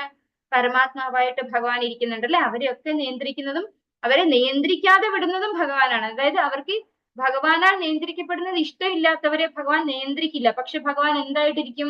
ഭഗവാൻ ഒരു സാക്ഷിയാണ് അല്ലെ, ഉപദ്രഷ്ടാവാണ്. ഭഗവാൻ അവർ ചെയ്യുന്ന എല്ലാ പ്രവർത്തനങ്ങൾക്കും സാക്ഷിയായിട്ട് ഭഗവാൻ ഉണ്ടാവും. അതുകൊണ്ട് തന്നെ അവർക്ക് ആ കർമ്മങ്ങളുടെയൊക്കെ ഫലം പിന്നീടുള്ള ജന്മങ്ങളിൽ അനുഭവിക്കേണ്ടതായിട്ടും വരും അല്ലെ. എവിടെയും നമ്മളിപ്പോ ചിലര് പറയുന്നേക്കാം ഞാനൊരു തെറ്റും ചെയ്തില്ല. പക്ഷെ ഭഗവാൻ ആരാണ്? നമ്മൾ ചെയ്യുന്ന സകല കർമ്മങ്ങൾക്കും സാക്ഷിയായിട്ടുണ്ട് അല്ലെ. ഭഗവാന് ഒരാളിന്റെ മൊഴി ആവശ്യമില്ല. ഞാൻ തെറ്റ് ചെയ്തു അല്ലെങ്കിൽ ഞാൻ തെറ്റ് ചെയ്തില്ല എന്ന ഒരു സ്റ്റേറ്റ്മെന്റിന്റെ പുറത്തല്ല ഭഗവാൻ നമുക്ക് ഒരു കാര്യങ്ങളും ഒരു ഫലങ്ങളും തരുന്നത്. ഭഗവാൻ അറിയാം ആരെന്ത് ചെയ്തു എന്നുള്ളത്. നമ്മൾ ബോധ്യപ്പെടുത്തേണ്ട കാര്യമില്ല. അപ്പോ ഭഗവാൻ എല്ലാവരുടെ ഉള്ളിലും ഇരിക്കുന്നത് ഭഗവാന് സ്പേസ് ഇല്ലാഞ്ഞിട്ടല്ല. ഭഗവാന്റെ ധാമത്തിൽ ഭഗവാനായി തന്നെ ഇരിക്കുന്നുണ്ട്. പക്ഷേ എന്നിരിക്കലും ഭഗവാൻ എല്ലാവരുടെ ഉള്ളിലും പരമാത്മാവായിട്ടിരിക്കുന്നു. പക്ഷെ ഭഗവാൻ പറയുന്നു ഞാൻ അവയിലല്ല സ്ഥിതി ചെയ്യുന്നത്. ഭഗവാൻ എന്താണ്? സ്വതന്ത്രനാണ് അല്ലെ. സ്വരാട് എന്നാണ് ഭഗവാനെ പറയുക അല്ലെ. സർവസ്വതന്ത്രനാണ് ഭഗവാൻ, എല്ലാവരെയും നിയന്ത്രിക്കുന്നത് ഭഗവാനാണ്. അങ്ങനെയുള്ള ഭഗവാൻ അവ്യക്തമായ രൂപത്തിൽ ഈ പ്രപഞ്ചമെമ്പാടും വ്യാപിച്ചു നിൽക്കുന്നു. എല്ലാവരും സർവഭൂതങ്ങളും എന്നിലാണ് സ്ഥിതി ചെയ്യുന്നത്, ഞാൻ അവയിലല്ല സ്ഥിതി ചെയ്യുന്നതെന്നാണ് ഭഗവാൻ പറഞ്ഞു തരുന്നത്. സൃഷ്ടിജാലങ്ങളൊന്നും എന്നിൽ സ്ഥിതി ചെയ്യുന്നുമില്ല. എന്റെ യോഗപ്രഭാവം നോക്കൂ. സർവഭൂതങ്ങളുടെയും പരിപാലകനും സർവവ്യാപിയുമാണെങ്കിലും ഞാൻ ഈ പ്രത്യക്ഷ പ്രപഞ്ചത്തിന്റെ ഒരംശമല്ല, മറിച്ച് ഞാനാണ് ഈ പ്രപഞ്ചത്തിന്റെ ഉദ്ഭവസ്ഥാനം. അപ്പോ എന്താ ഇവിടെ പറയുന്നത്? സൃഷ്ടിജാലങ്ങളൊന്നും എന്നിൽ സ്ഥിതി ചെയ്യുന്നുമില്ല. അതായത് നേരത്തെ എന്താ പറഞ്ഞത്? സർവഭൂതങ്ങളും എന്നിലാണ് സ്ഥിതി ചെയ്യുന്നതെന്ന് ഭഗവാൻ പറഞ്ഞു. ഇവിടെ എന്താ പറയുന്നത്? സൃഷ്ടിജാലങ്ങളൊന്നും എന്നിൽ സ്ഥിതി ചെയ്യുന്നുമില്ല. അപ്പൊ ഇതിന്റെ അർത്ഥം എന്താണ്? ഇവിടെയാണ് ചൈതന്യ മഹാപ്രഭുവിന്റെ അചിന്യ ഭേദ അഭേദ തത്വം പറയുന്നത്. അതായത് ഒരേ സമയം ഒന്നുമാണ്, വ്യത്യാസവുമാണ്. അതാണ് ഭഗവാന്റെ ശക്തി എന്ന് പറഞ്ഞു കഴിഞ്ഞാൽ. അതായത് നമുക്ക് എല്ലാറ്റിലും ഭഗവാനെ കാണാൻ കഴിയും, പക്ഷെ ഭഗവാൻ അതിലല്ല ഉള്ളത്. ഭഗവാൻ ആരാണ്? ഭഗവാൻ യഥാർത്ഥത്തിൽ പരിപൂർണനായിട്ടുള്ള ഭഗവാനായിട്ട് ഗോലോക വൃന്ദാവനത്തിൽ ഗോലോകധാമത്തിൽ ഭഗവാന്റെ ധാമത്തിലുണ്ട്. പിന്നെ ഇവിടെ വരുന്നതൊക്കെ ആരാണ്? ഭഗവാന്റെ വിസ്തരണങ്ങൾ, ഭഗവാന്റെ അവതാരങ്ങൾ, കലാവതാരം, പിന്നെയോ എന്താണ് കുറെ അവതാരങ്ങളുണ്ട്. ലീലാവതാരം, പുരുഷാവതാരം, അങ്ങനെ കുറെ അവതാരങ്ങൾ, അംശാവതാരങ്ങൾ, അങ്ങനെ ഒരുപാട് അവതാരങ്ങളുണ്ട് ഭഗവാന്. അങ്ങനെ ഓരോ തരത്തിലുള്ള അവതാരങ്ങളെയാണ് ഭഗവാൻ എന്തിനു വേണ്ടി ചെയ്യുന്നത് അല്ലെ. ഭഗവാൻ ഭഗവാനായിട്ടിരിക്കുന്നുണ്ട്. നമ്മള് ഈശോപനിഷത്തിൽ ഒരു ധ്യാന ശ്ലോകം ഉണ്ട്. ഓം പൂർണ്ണമദ പൂർണ്ണമിതം പൂർണ്ണമുദച്യതേ പൂർണ്ണസ്യ പൂർണ്ണമാദായ പൂർണ്ണമേവ അവശിഷ്യതേ. അപ്പൊ അതിന്റെ അർത്ഥം എന്താണ്? പൂർണ്ണത്തിൽ നിന്ന് അനേകം പൂർണ്ണങ്ങൾ ഉണ്ടാകുന്നു. അതായത് പരിപൂർണനായ ഭഗവാൻ ആരാണ്? ഗോലോക വൃന്ദാവനത്തിൽ ഇരിക്കുന്ന ഭഗവാൻ ശ്രീകൃഷ്ണൻ. അങ്ങനെയുള്ള ഭഗവാനിൽ നിന്ന് അനേകം പൂർണ്ണങ്ങൾ ഉണ്ടാകുന്നു. അങ്ങനെ അനേകം പൂർണ്ണങ്ങള് പരിപൂർണനായ ഭഗവാനിൽ നിന്ന് കുറച്ചു കഴിഞ്ഞാൽ, അതായത് ആദായ പൂർണ്ണസ്യ പൂർണ്ണമാദായ പറഞ്ഞു കഴിഞ്ഞാൽ പൂർണ്ണത്തിൽ നിന്ന് പൂർണ്ണം കുറച്ചു കഴിഞ്ഞാൽ, മൈനസ് ചെയ്ത് കഴിഞ്ഞാല് പൂർണ്ണമായിട്ട് നിലനിൽക്കുന്നു എന്നാണ് പറയുന്നത് അതിനകത്ത്. അതായത് 1 - 1 = 1 എന്നതാണ് അതിനകത്തുള്ള ശരിയായ തിയറി. ഒന്നിൽ നിന്ന് ഒന്ന് പോയാൽ ഒന്ന് തന്നെ അവശേഷിക്കുന്നു. അതാണ് ഭഗവാൻ എന്ന് പറയുന്നത്. അപ്പൊ ഇവിടെ ഭഗവാൻ എന്താ പറഞ്ഞു തരുന്നത്? സൃഷ്ടിജാലങ്ങളൊന്നും എന്നിൽ സ്ഥിതി ചെയ്യുന്നുമില്ല, എന്റെ യോഗപ്രഭാവം നോക്കൂ. അതായത് ഭഗവാനിൽ ഒരു താങ്ങി നിർത്തേണ്ട ഒരു ആവശ്യം ഭഗവാനില്ല. എക്സാമ്പിൾ പറയുകയാണെങ്കിൽ നമ്മൾക്ക് മിൽക്കി വേ ഒക്കെ നമ്മൾ കേട്ടിട്ടുണ്ടാവും അല്ലെ. ഈ സൂര്യൻ, ചന്ദ്രൻ, ഭൂമി ഒക്കെ ഇങ്ങനെ സ്പേസിലാണ് ഇരിക്കുന്നത്. അതിനൊന്നും ഒരു ഇരിപ്പിടം ഇല്ല. അത് ഭഗവാൻ കൈവച്ച് കൊടുത്തിട്ടോ അല്ലെങ്കിൽ ഭഗവാൻ എന്തെങ്കിലും ഒരു സ്പേസ് കൊടുത്തിട്ടോ ഇരിക്കുകയല്ല ചെയ്യുന്നത്. ആ സ്ഥലം എന്താണ്? ആരും താങ്ങാതെ തന്നെ അതൊക്കെ അവിടെ നിൽക്കുന്നുണ്ട്. അപ്പൊ സൃഷ്ടിജാലങ്ങളൊന്നും ഇന്ന് സ്ഥിതി ചെയ്യുന്നില്ല പറഞ്ഞു കഴിഞ്ഞാൽ ഭഗവാൻ അതിനൊരു സ്ഥാനം കൊടുത്തിട്ട് അല്ലെങ്കിൽ ഭഗവാൻ അതിനൊരു താങ്ങ് കൊടുത്തിട്ട് നിർത്തിയല്ല. ഭഗവാന്റെ യോഗപ്രഭാവത്തിലൂടെ തന്നെ അതിനൊക്കെ അവിടെ ഇരിക്കാൻ സാധിക്കും. സർവഭൂതങ്ങളുടെയും പരിപാലകനും സർവവ്യാപിയുമാണെങ്കിലും ഞാൻ ഈ പ്രത്യക്ഷ പ്രപഞ്ചത്തിന്റെ ഒരംശമല്ല. അപ്പൊ എല്ലാ ജീവാത്മാക്കളുടെയും പരിപാലകനാണ് ആര്? ഭഗവാൻ അല്ലെ. സർവവ്യാപിയാണ്. നമ്മൾ കഴിഞ്ഞ ദിവസം പഠിച്ചു എന്താണ്? രസോഹമപ്സു കൗന്ദേയ, വെള്ളത്തിന്റെ രുചി ഭഗവാനാണ്, സൂര്യചന്ദ്രന്മാരുടെ പ്രകാശം ഭഗവാനാണ്, പുരുഷന്റെ പൗരുഷം ഭഗവാനാണ്, ആകാശത്തിന്റെ ശബ്ദം ഭഗവാനാണ്. അങ്ങനെ പിന്നെ തേജസ്വികളുടെ തേജസ്, ബുദ്ധിമാന്മാരുടെ ബുദ്ധിയും ശക്തിയും ഒക്കെ ഭഗവാനാണെന്ന് ഭഗവാൻ പറഞ്ഞു തന്നു അല്ലെ. പക്ഷെ എന്താണ് ഭഗവാൻ ഇവിടെ പറയുന്നത്? ഞാൻ സർവ്വവ്യാപിയാണെങ്കിലും ഈ പ്രത്യക്ഷ പ്രപഞ്ചത്തിന്റെ അംശമല്ല ഭഗവാൻ എന്നാണ് പറയുന്നത്. പിന്നെ ഭഗവാൻ എവിടെയാണുള്ളത്? ഭഗവാന്റെ ധാമത്തിലാണുള്ളത് അല്ലെ. ഭഗവാന്റെ ശക്തി പ്രഭാവം മാത്രമാണ് ഇവിടെയൊക്കെ ഭഗവാൻ ഒരു ചെറിയൊരു അംശം ശക്തി കൊണ്ടാണ് ഭഗവാൻ ഇതൊക്കെ നിലനിർത്തുന്നത്. മറിച്ച് ഞാനാണ് ഈ പ്രപഞ്ചത്തിന്റെ ഉദ്ഭവസ്ഥാനം. അപ്പൊ ഭഗവാനിൽ നിന്നാണ് എന്ത് വന്നിട്ടുള്ളത്? ഈ പ്രപഞ്ചം ഉദ്ഭവിച്ചിട്ടുള്ളത്. നമ്മൾ നേരത്തെ പറഞ്ഞു കാരണോദകശായി വിഷ്ണുവിന്റെ രോമകൂപത്തിൽ നിന്നാണ് അനന്തകോടി ബ്രഹ്മാണ്ടങ്ങൾ ഉണ്ടായിക്കൊണ്ടിരിക്കുന്നത്. അങ്ങനെയുള്ള ബ്രഹ്മാണ്ടങ്ങളിൽ ഒരു ബ്രഹ്മാണ്ടത്തിനകത്താണ് നമ്മൾ ഇരിക്കുന്നത് ഇപ്പോ. അപ്പോ ഭഗവാനാണ് ഈ പ്രപഞ്ചത്തിന്റെ ഉദ്ഭവസ്ഥാനം എന്നാണ് ഈ ശ്ലോകത്തിൽ ഭഗവാൻ പറഞ്ഞു തരുന്നത് അല്ലെ. സ്ഥിതി ചെയ്തത് കൊണ്ട് തന്നെ ശക്തിയുള്ള കാറ്റ് ആകാശത്തിൽ സ്ഥിതി ചെയ്തുകൊണ്ട് തന്നെ ശക്തിയുള്ള കാറ്റ് എല്ലായിടത്തും സഞ്ചരിക്കുന്നു. അതുപോലെ സർവ്വ സൃഷ്ടികളും എക്കാലത്തും എന്നിലാണ് വിശ്രമിക്കുന്നത്. ഇപ്പോ ഒരു എക്സാമ്പിൾ ആണ് ഇവിടെ പറഞ്ഞു തരുന്നത്. ആകാശത്തിൽ സ്ഥിതി ചെയ്തുകൊണ്ട് തന്നെ ശക്തിയുള്ള കാറ്റ് എല്ലായിടത്തും സഞ്ചരിക്കുന്നു. അപ്പോ കാറ്റ് എന്താണ്? വായു അല്ലെ. വായു എല്ലായിടത്തും ഒരുപോലെ ഉണ്ട്. പക്ഷെ ചിലയിടത്ത് കാറ്റായിട്ടുണ്ടാവും. പക്ഷെ ആ കാറ്റുള്ളിടത്ത് മാത്രമാണോ വായു ഉള്ളത്? അല്ല, എല്ലായിടത്തും ഉണ്ട് അല്ലെ. അപ്പൊ ആകാശത്തിൽ സ്ഥിതി ചെയ്തുകൊണ്ട് തന്നെ വായുവായിട്ട് അവിടെ ഇരിക്കുമ്പോൾ തന്നെയും കാറ്റായിട്ടും വരുന്നുണ്ട് ആണ് പറയുന്നത്. കാറ്റായി വരുമ്പോ ആ ഇരിക്കുന്ന വായു അവിടെ ഇല്ലാണ്ടിരിക്കുന്നില്ല അല്ലെ, അവിടെ സ്പേസ് ആയി മാറുന്നില്ല, വായു ഇല്ലാത്ത ഒരു ഗ്യാപ്പായി മാറുന്നില്ല. വായു എല്ലായിടത്തും ഉണ്ട്, പക്ഷെ കാറ്റും ഉണ്ടാവും അല്ലെ, ശക്തിയുള്ള കാറ്റ് എല്ലായിടത്തും സഞ്ചരിക്കുന്നു. അതുപോലെയാണ് സർവ്വ സൃഷ്ടികളും എക്കാലത്തും എന്നിൽ വിശ്രമിക്കുന്നത് എന്ന് ഭഗവാൻ പറഞ്ഞു തരികയാണ്. അപ്പൊ കാറ്റ് വരുമ്പോ വായു ഇല്ലാതായിട്ടല്ല കാറ്റ് വരുന്നത് എന്നതുപോലെ ഭഗവാനായിട്ട് അവിടെ ഉണ്ട്. പക്ഷെ ഭഗവാന്റെ ഒരു യോഗപ്രഭാവം കൊണ്ട് ഭഗവാനെ എല്ലാ ജീവാത്മാക്കളുടെയും പരിപാലകനാകാനും എല്ലാവരുടെ ഉള്ളിലും പരമാത്മാവായിട്ടിരിക്കാനും എല്ലായിടത്തും സർവ്വവ്യാപിയായിട്ടിരിക്കാനും, എന്നാൽ ഗോലോക വൃന്ദാവന ധാമത്തിൽ ഒന്നും ചെയ്യാതെ ആ ഭഗവാൻ, അതായത് പരിപൂർണനായ ഭഗവാൻ അവിടെ ഉണ്ടാവുകയും ചെയ്യും. ഒട്ടും എവിടെയും കുറഞ്ഞു പോകുന്നില്ല ഭഗവാൻ അല്ലെ. ഭഗവാൻ വിസ്തരിക്കുമ്പോൾ ഭഗവാൻ കുറഞ്ഞു പോവല്ല ചെയ്യുന്നത്, ഒരു വിസ്തരണം ഉണ്ടാവുകയാണ് ചെയ്യുന്നത്. പ്രപഞ്ച പ്രവർത്തനം എന്റെ അധീനതയിലാണ്. എന്റെ ഇച്ഛയ്ക്കനുസരിച്ച് അത് വീണ്ടും വീണ്ടും ആവിർഭവിക്കുകയും ഒടുവിൽ തിരോഭവിക്കുകയും ചെയ്യുന്നു. ധനഞ്ജയ, ഈ കർമ്മങ്ങൾക്കൊന്നും തന്നെ എന്നെ ബന്ധിക്കുവാൻ കഴിയില്ല. ഈ ഭൗതിക പ്രവർത്തനങ്ങളോടും ഒരു ഭൗതിക പ്രവർത്തനങ്ങളോടും ബന്ധപ്പെടാതെ ഉദാസീനനെ പോലെ സ്ഥിതി ചെയ്യുകയാണ് ഞാൻ. അപ്പോ എന്താ ഭഗവാൻ ഇവിടെ പറയുന്നത്? പ്രപഞ്ചത്തിന്റെ സകല പ്രവർത്തനവും ഭഗവാന്റെ അധീനതയിലാണ്, ഭഗവാന്റെ ആഗ്രഹത്തിനനുസരിച്ചാണ് അത് വീണ്ടും വീണ്ടും ആവിർഭവിക്കുകയും തിരോഭവിക്കുകയും ചെയ്യുന്നതെന്നാണ് പറയുന്നത്. അപ്പൊ ഈ കാരണോദകശായി വിഷ്ണുവിന്റെ രോമകൂപത്തിൽ നിന്ന് വരുന്ന ബ്രഹ്മാണ്ടങ്ങള് എന്താ സംഭവിക്കുന്നത്? അതിന് ഈ ബ്രഹ്മാണ്ടങ്ങളൊക്കെ ഭഗവാന്റെ രോമകൂപത്തിൽ നിന്ന് പുറത്തു വരുന്നുണ്ടെങ്കിലും ഭഗവാന്റെ ഉച്ഛ്വാസവായു പുറത്തേക്ക് വരുമ്പോ എല്ലാം പുറത്തേക്ക് വരും, അകത്തേക്ക് വലിക്കുമ്പോ എല്ലാം ഭഗവാന്റെ ഉള്ളിലേക്ക് വലിഞ്ഞ് പോവുകയും ചെയ്യും. അപ്പൊ ഉള്ളിലേക്ക് തന്നെ എടുക്കുകയും ചെയ്യും. ആ സമയത്ത് എന്താ സംഭവിക്കുന്നത്? ഒരു പ്രളയമാണ് സംഭവിക്കുന്നത് അല്ലെ.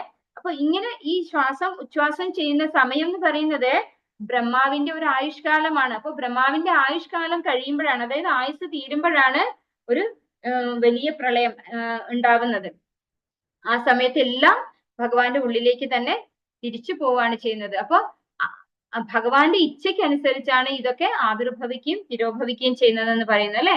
പിന്നെയോ ഭഗവാനെ കർമ്മങ്ങളൊന്നും തന്നെ ബന്ധിക്കില്ല. എന്തുകൊണ്ടാണ്? ഭഗവാന്റെ കർമ്മങ്ങൾ നമ്മൾ നേരത്തെ പഠിച്ചു. ജന്മകർമ്മജമേ ദിവ്യം ഏവം യോ വേതി തത്വതഃ തിക്ത്വാ ദേഹം പുനർജന്മ നൈതി മാമേതി സോർജുന അല്ലെ.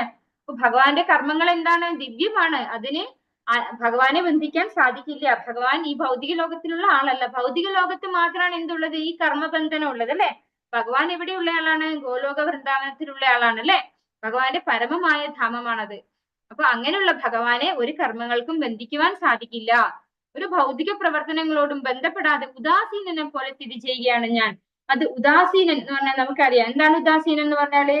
ഒന്നും താല്പര്യമില്ലാതെ ഒന്നും ചെയ്യാനില്ലാത്ത ഒരാളാണ് ഉദാസീനൻ എന്ന് പറഞ്ഞാൽ അല്ലെ. പക്ഷെ ഇവിടെ പറയുന്ന ഉദാസീനൻ അങ്ങനെയല്ല. ഭഗവാൻ ഒന്നിനോടും ബന്ധപ്പെടാതെ ഉദാസീനനെ പോലെ സ്ഥിതി ചെയ്യുന്നു എന്ന് പറയുമ്പോ ശ്രീല പ്രഭുപാദർ പർപ്പോട്ടിൽ തന്നിരിക്കുന്ന ഒരു ഉദാഹരണം എങ്ങനെയാന്ന് വെച്ചാൽ, ഒരു ജഡ്ജി കേസ് വിധിക്കുകയാണ് അല്ലെ. അദ്ദേഹം ഒരു കേസിന്റെ വിധി പറയുമ്പോ ഒരാൾക്ക് കൊലക്കുറ്റത്തിനാവും ശിക്ഷ, മരണശിക്ഷയായിരിക്കും വിധിക്കുന്നത്. വേറൊരാൾക്ക് എന്തായിരിക്കും? ജീവപര്യന്തമായിരിക്കും കൊടുക്കുക. വേറൊരാൾക്ക് ഒരുപാട് ധനം കിട്ടുന്നുണ്ടാവും അല്ലെ. വേറൊരാൾക്ക് ഒരുപാട് നഷ്ടം വരുന്നുണ്ടാവും. പക്ഷെ ഈ ഒരു കേസിലും ആർക്ക് താല്പര്യമില്ല? ജഡ്ജിക്ക് ഒരു താല്പര്യമില്ല അല്ലെ. ഓരോരുത്തരുടെയും കേസിനനുസരിച്ച് വിധി പ്രഖ്യാപിക്കുന്നു എന്നല്ലാതെ ഒരാളിന് ഒരു വിധി കൊടുക്കുമ്പോൾ അദ്ദേഹത്തിന് എന്തെങ്കിലും വിഷമമോ അല്ലെങ്കിൽ ഒരു സന്തോഷമോ അല്ലെങ്കിൽ എന്തെങ്കിലും ഒരു താല്പര്യമോ ഒന്നുമില്ല ജഡ്ജിക്ക് അല്ലെ. അതുപോലെയാണ് ഭഗവാന്റെ കർമ്മങ്ങൾ എന്നാണ് പറയുന്നത്. ഈ ഭൗതിക പ്രവർത്തനങ്ങളോട് ഭഗവാൻ ഒന്നും ബന്ധപ്പെടുന്നില്ല. അതിന് ഉദാസീനെ പോലെ, അതായത് ഒന്നിനോടും ഒരു അമിതമായ താല്പര്യമോ അല്ലെങ്കിൽ താല്പര്യക്കുറവോ അങ്ങനെ ഒന്നും ഉണ്ടായിട്ടല്ല ഭഗവാന്റെ കർമ്മങ്ങൾ ഇരിക്കുന്നത്. അതിനോടൊക്കെ ഉദാസീനെ പോലെയാണ് ഭഗവാൻ ഡീൽ ചെയ്യുന്നത് എന്നാണ് ഭഗവാൻ പറയുന്നത്. മയാധ്യക്ഷേണ പ്രകൃതി സൂയതി സചരാചരം ഹേതുനാനേന കൗന്ദേയ ജഗത് വിപരിവർത്തതേ. അല്ലയോ കുന്തിപുത്ര, എന്റെ ശക്തിവിശേഷങ്ങളിലൊന്നായ ഈ ഭൗതിക പ്രകൃതി എന്റെ നിർദ്ദേശമനുസരിച്ച് ചരാചരങ്ങളെ എല്ലാം സൃഷ്ടിക്കുന്നു. ഈ നിയമം അനുസരിച്ച് വീണ്ടും വീണ്ടും പ്രപഞ്ചം സൃഷ്ടിക്കപ്പെടുകയും സംഹരിക്കപ്പെടുകയും ചെയ്യുന്നു. അപ്പോ ഭഗവാൻ എന്താ പറഞ്ഞത് ഇവിടെ? എന്റെ ശക്തിവിശേഷങ്ങളിൽ ഒന്നായ ഈ ഭൗതിക പ്രകൃതി. ഭഗവാന്റെ ഏത് ശക്തിയാണ് ഭൗതിക പ്രകൃതി? നമ്മൾ പഠിച്ചു അല്ലെ. അപരാപ്രകൃതി. എന്താണ്? അധമശക്തിയാണ്. ഭഗവാന്റെ അധമശക്തിയായിട്ടുള്ള ഈ ഭൗതിക പ്രകൃതി ഭഗവാന്റെ നിർദ്ദേശങ്ങൾ അനുസരിച്ചാണ് എല്ലാ ചരാചരങ്ങളെയും സൃഷ്ടിക്കുന്നത്. നമ്മൾക്ക് മനസ്സിലായിട്ടുള്ളത് എന്താണ്? ബ്രഹ്മാവാണ് സൃഷ്ടികർമ്മം നടത്തുന്നത് അല്ലെ? പക്ഷെ ആരുടെ നിർദ്ദേശപ്രകാരമാണ്, ആരുടെ ഇഷ്ടത്തിനനുസരിച്ചാണ് ഈ സൃഷ്ടി നടക്കുന്നത്? ഭഗവാൻ ശ്രീകൃഷ്ണന്റെ നിർദ്ദേശത്തിനനുസരിച്ചാണ് ഇവയൊക്കെ സൃഷ്ടിക്കുന്നത് എന്നാണ് ഭഗവാൻ പറയുന്നത്. ഈ നിയമം അനുസരിച്ച് വീണ്ടും വീണ്ടും പ്രപഞ്ചം സൃഷ്ടിക്കപ്പെടുകയും സംഹരിക്കപ്പെടുകയും ചെയ്യുന്നു. നമുക്കറിയാം, ബ്രഹ്മാവിന്റെ ഒരു പകൽ അവസാനിക്കുമ്പോൾ ഒരു നൈമിത്തിക പ്രളയം ഉണ്ടാവും. കാരണം ഭഗവാന്റെ രാത്രി, ആ രാത്രി സമയത്ത് എന്താണ്, സൃഷ്ടി നടക്കുന്നില്ല. അപ്പോ ഒരു നൈമിത്തിക പ്രളയം, അതായത് ആ ഒരു പകലാവുന്നത് വരെ, ബ്രഹ്മാവിന്റെ ഒരു പകൽ എന്ന് പറഞ്ഞാൽ എത്രയാണ് സമയം? 1000 ചതുർയുഗങ്ങളാണ് അല്ലെ? നമ്മളിപ്പോ ഒരു കലിയുഗത്തിലാണ് ഇരിക്കുന്നത്. ഈ കലിയുഗവും സത്യയുഗം, ത്രേതായുഗം, ദ്വാപരയുഗം, കലിയുഗം, ഇങ്ങനെ 4 യുഗങ്ങൾ ചേർന്നിട്ട് 1000 തവണ വരുമ്പോഴാണ് ഒരു ദിവസം ആവുന്നത് ആർക്ക്? ബ്രഹ്മാവിന്.